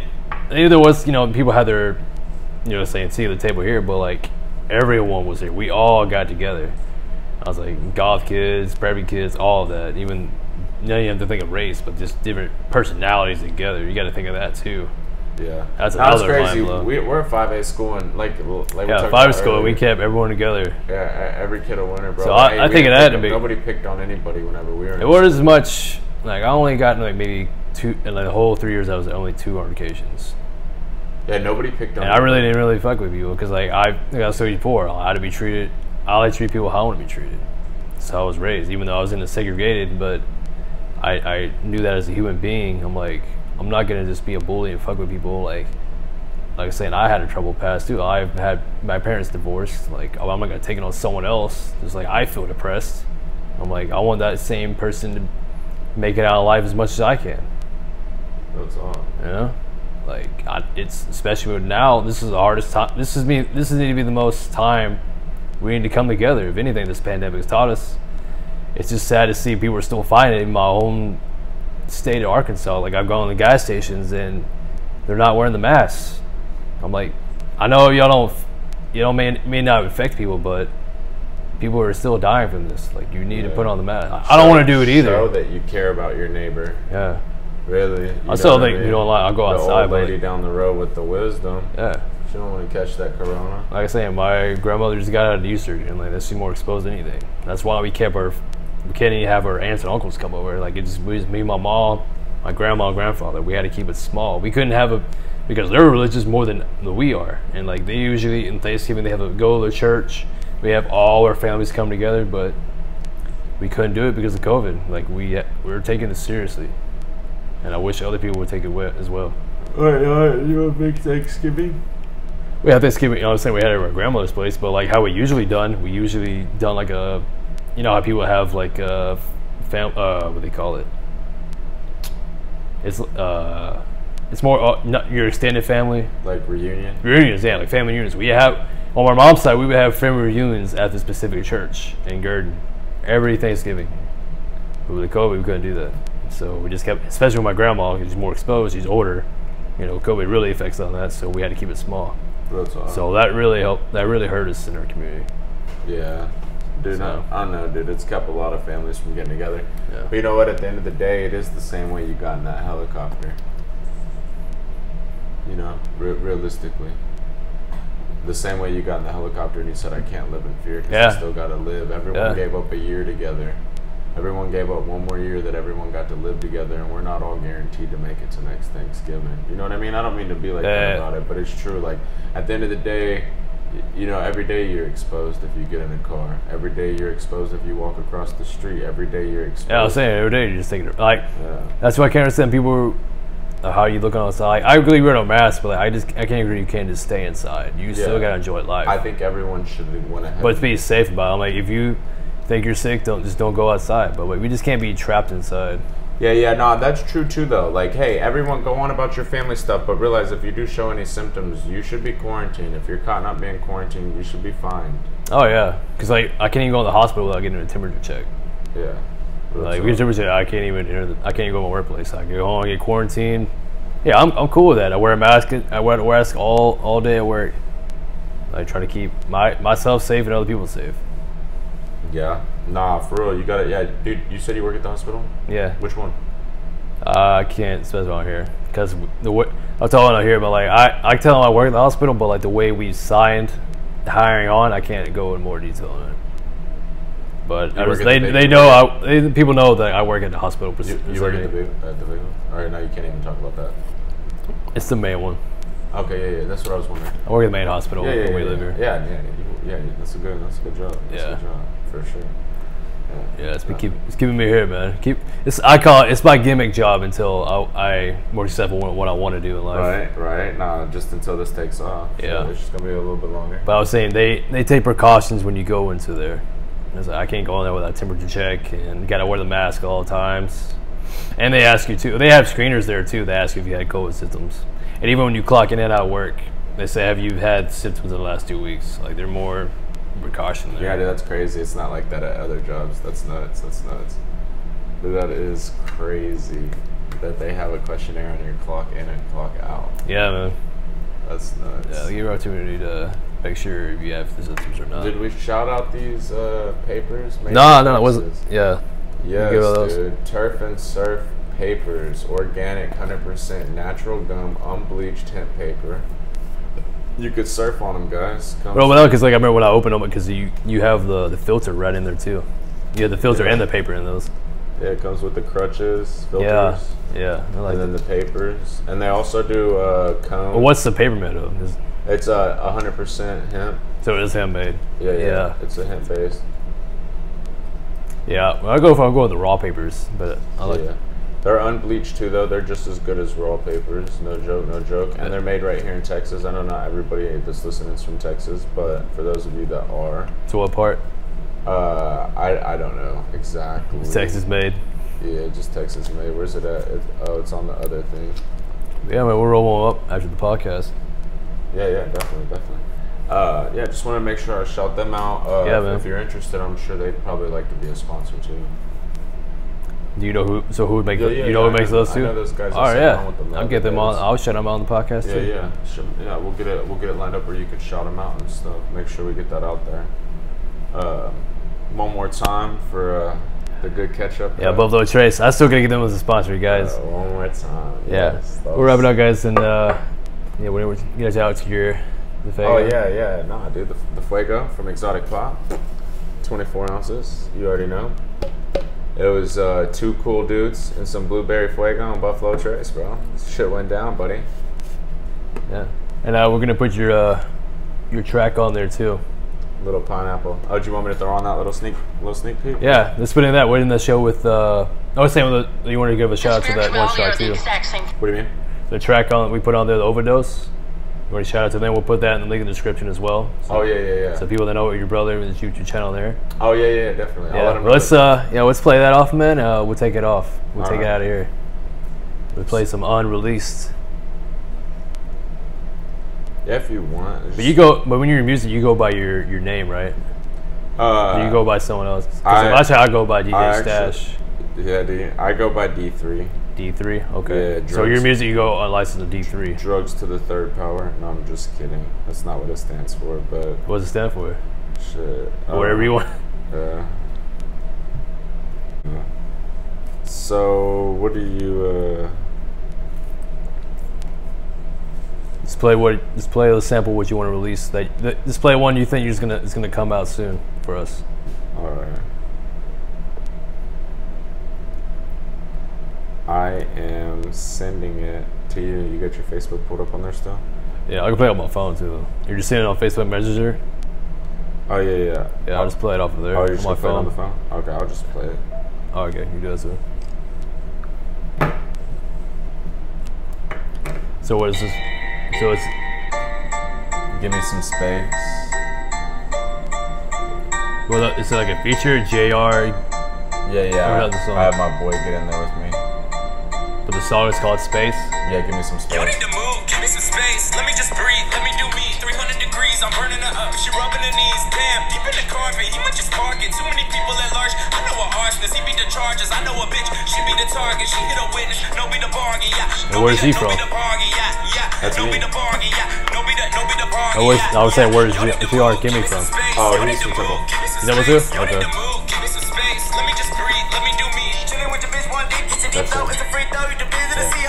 You should look through the people, sink that relationship like torpedoes. You're thirsty, I'm starving, you're burping, I'm off, I got burpee, got parsley, I'm all the way partially. And you know I've been riding with the AK, got that bitch strapped in the car seat. Got money, fucking money as essence. Big time bitch, ain't no interest. Hit your bitch from the back, take a picture of it, post it on Pinterest. See, money moves weight like fitness, drugs get flipped like gymnasts. Then I buy a bottle with the profit, raise my glass, say fuck my kidneys. This shit ain't none of your business, so you probably don't wanna be I'm gon' kick the ass so bad I had to ask for forgiveness. Got hold but a dozen like shipless. 312s in the back like triplets. Then we come run the block with a bag. Instead of making stab by none of them flip it. Fresh to the teeth like Lipton. Big stacks in my jeans got me limping. Yeah, ghetto diamonds on me like symptoms. All I do is fucking eat. I need a bad ass bitch with a bed in the kitchen. Yeah. Y'all need to move, give me some space. Let me just breathe, let me do me. 300 degrees, I'm burning her up. She rubbing her knees, damn, deep in the carpet. He might just target too many people at large. I know a arsonist, he be the charges. I know a bitch, she be the target. She hit a witness, no be the bargain, yeah. No be the bargain, yeah. No be the bargain, yeah. No be the bargain, yeah. Y'all need to move, give me some space. Y'all need to move, give me some space. Y'all need to move, give me some space. Let me just breathe, let me do me. Let me just rap, let me flip packs, let me just trap, let me get back to the west, back where they go, back where they grow in the big humble. I ain't even tripping, bro, been on a mission while I'm chilling with C-Mac. Leave these hoes leaking on a mission. Why my diamonds looking glistening, yeah. Y'all need to get the fuck back. Y'all need to read the fuck up, yeah. Y'all need to get the fuck up off my dick, ho. Are you lifty? Let's get lifty. Y'all need to move, give me some space. This is all. I haven't recorded none of my new stuff. I'm burning her up, she rubbing her knees, damn, deep in the carpet. He might just market too many people at large. I know a arsonist, he be the charges. I know a bitch, she be the target. She hit a witness, no be the bargain, yeah. No be the bargain, yeah. No be the bargain. So you got the hook on this track. What? You're doing like the hook on the track. Yeah.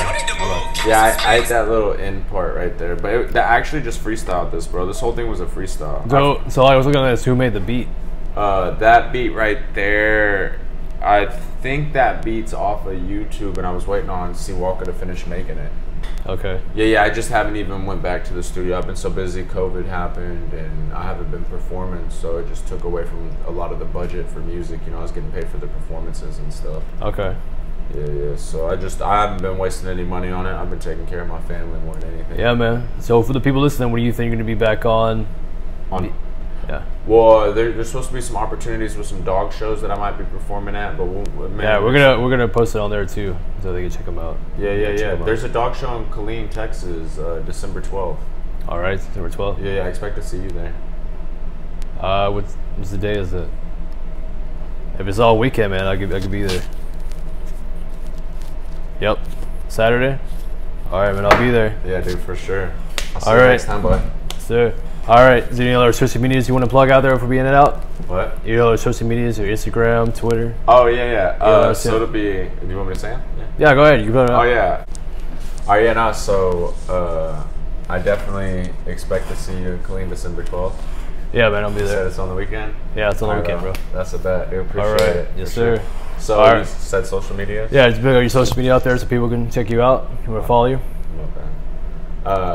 It'll be Lake Belton Bullies on Instagram, Facebook, Snapchat, and then it'll be D3_ Lake Belton Bullies on Instagram, and then D.Wall on Facebook. Y'all get at me. It was an honor. Thank you. All right. Yes, sir. All right. We appreciate you having on the show, man. Thanks, bro. Good to see you, man.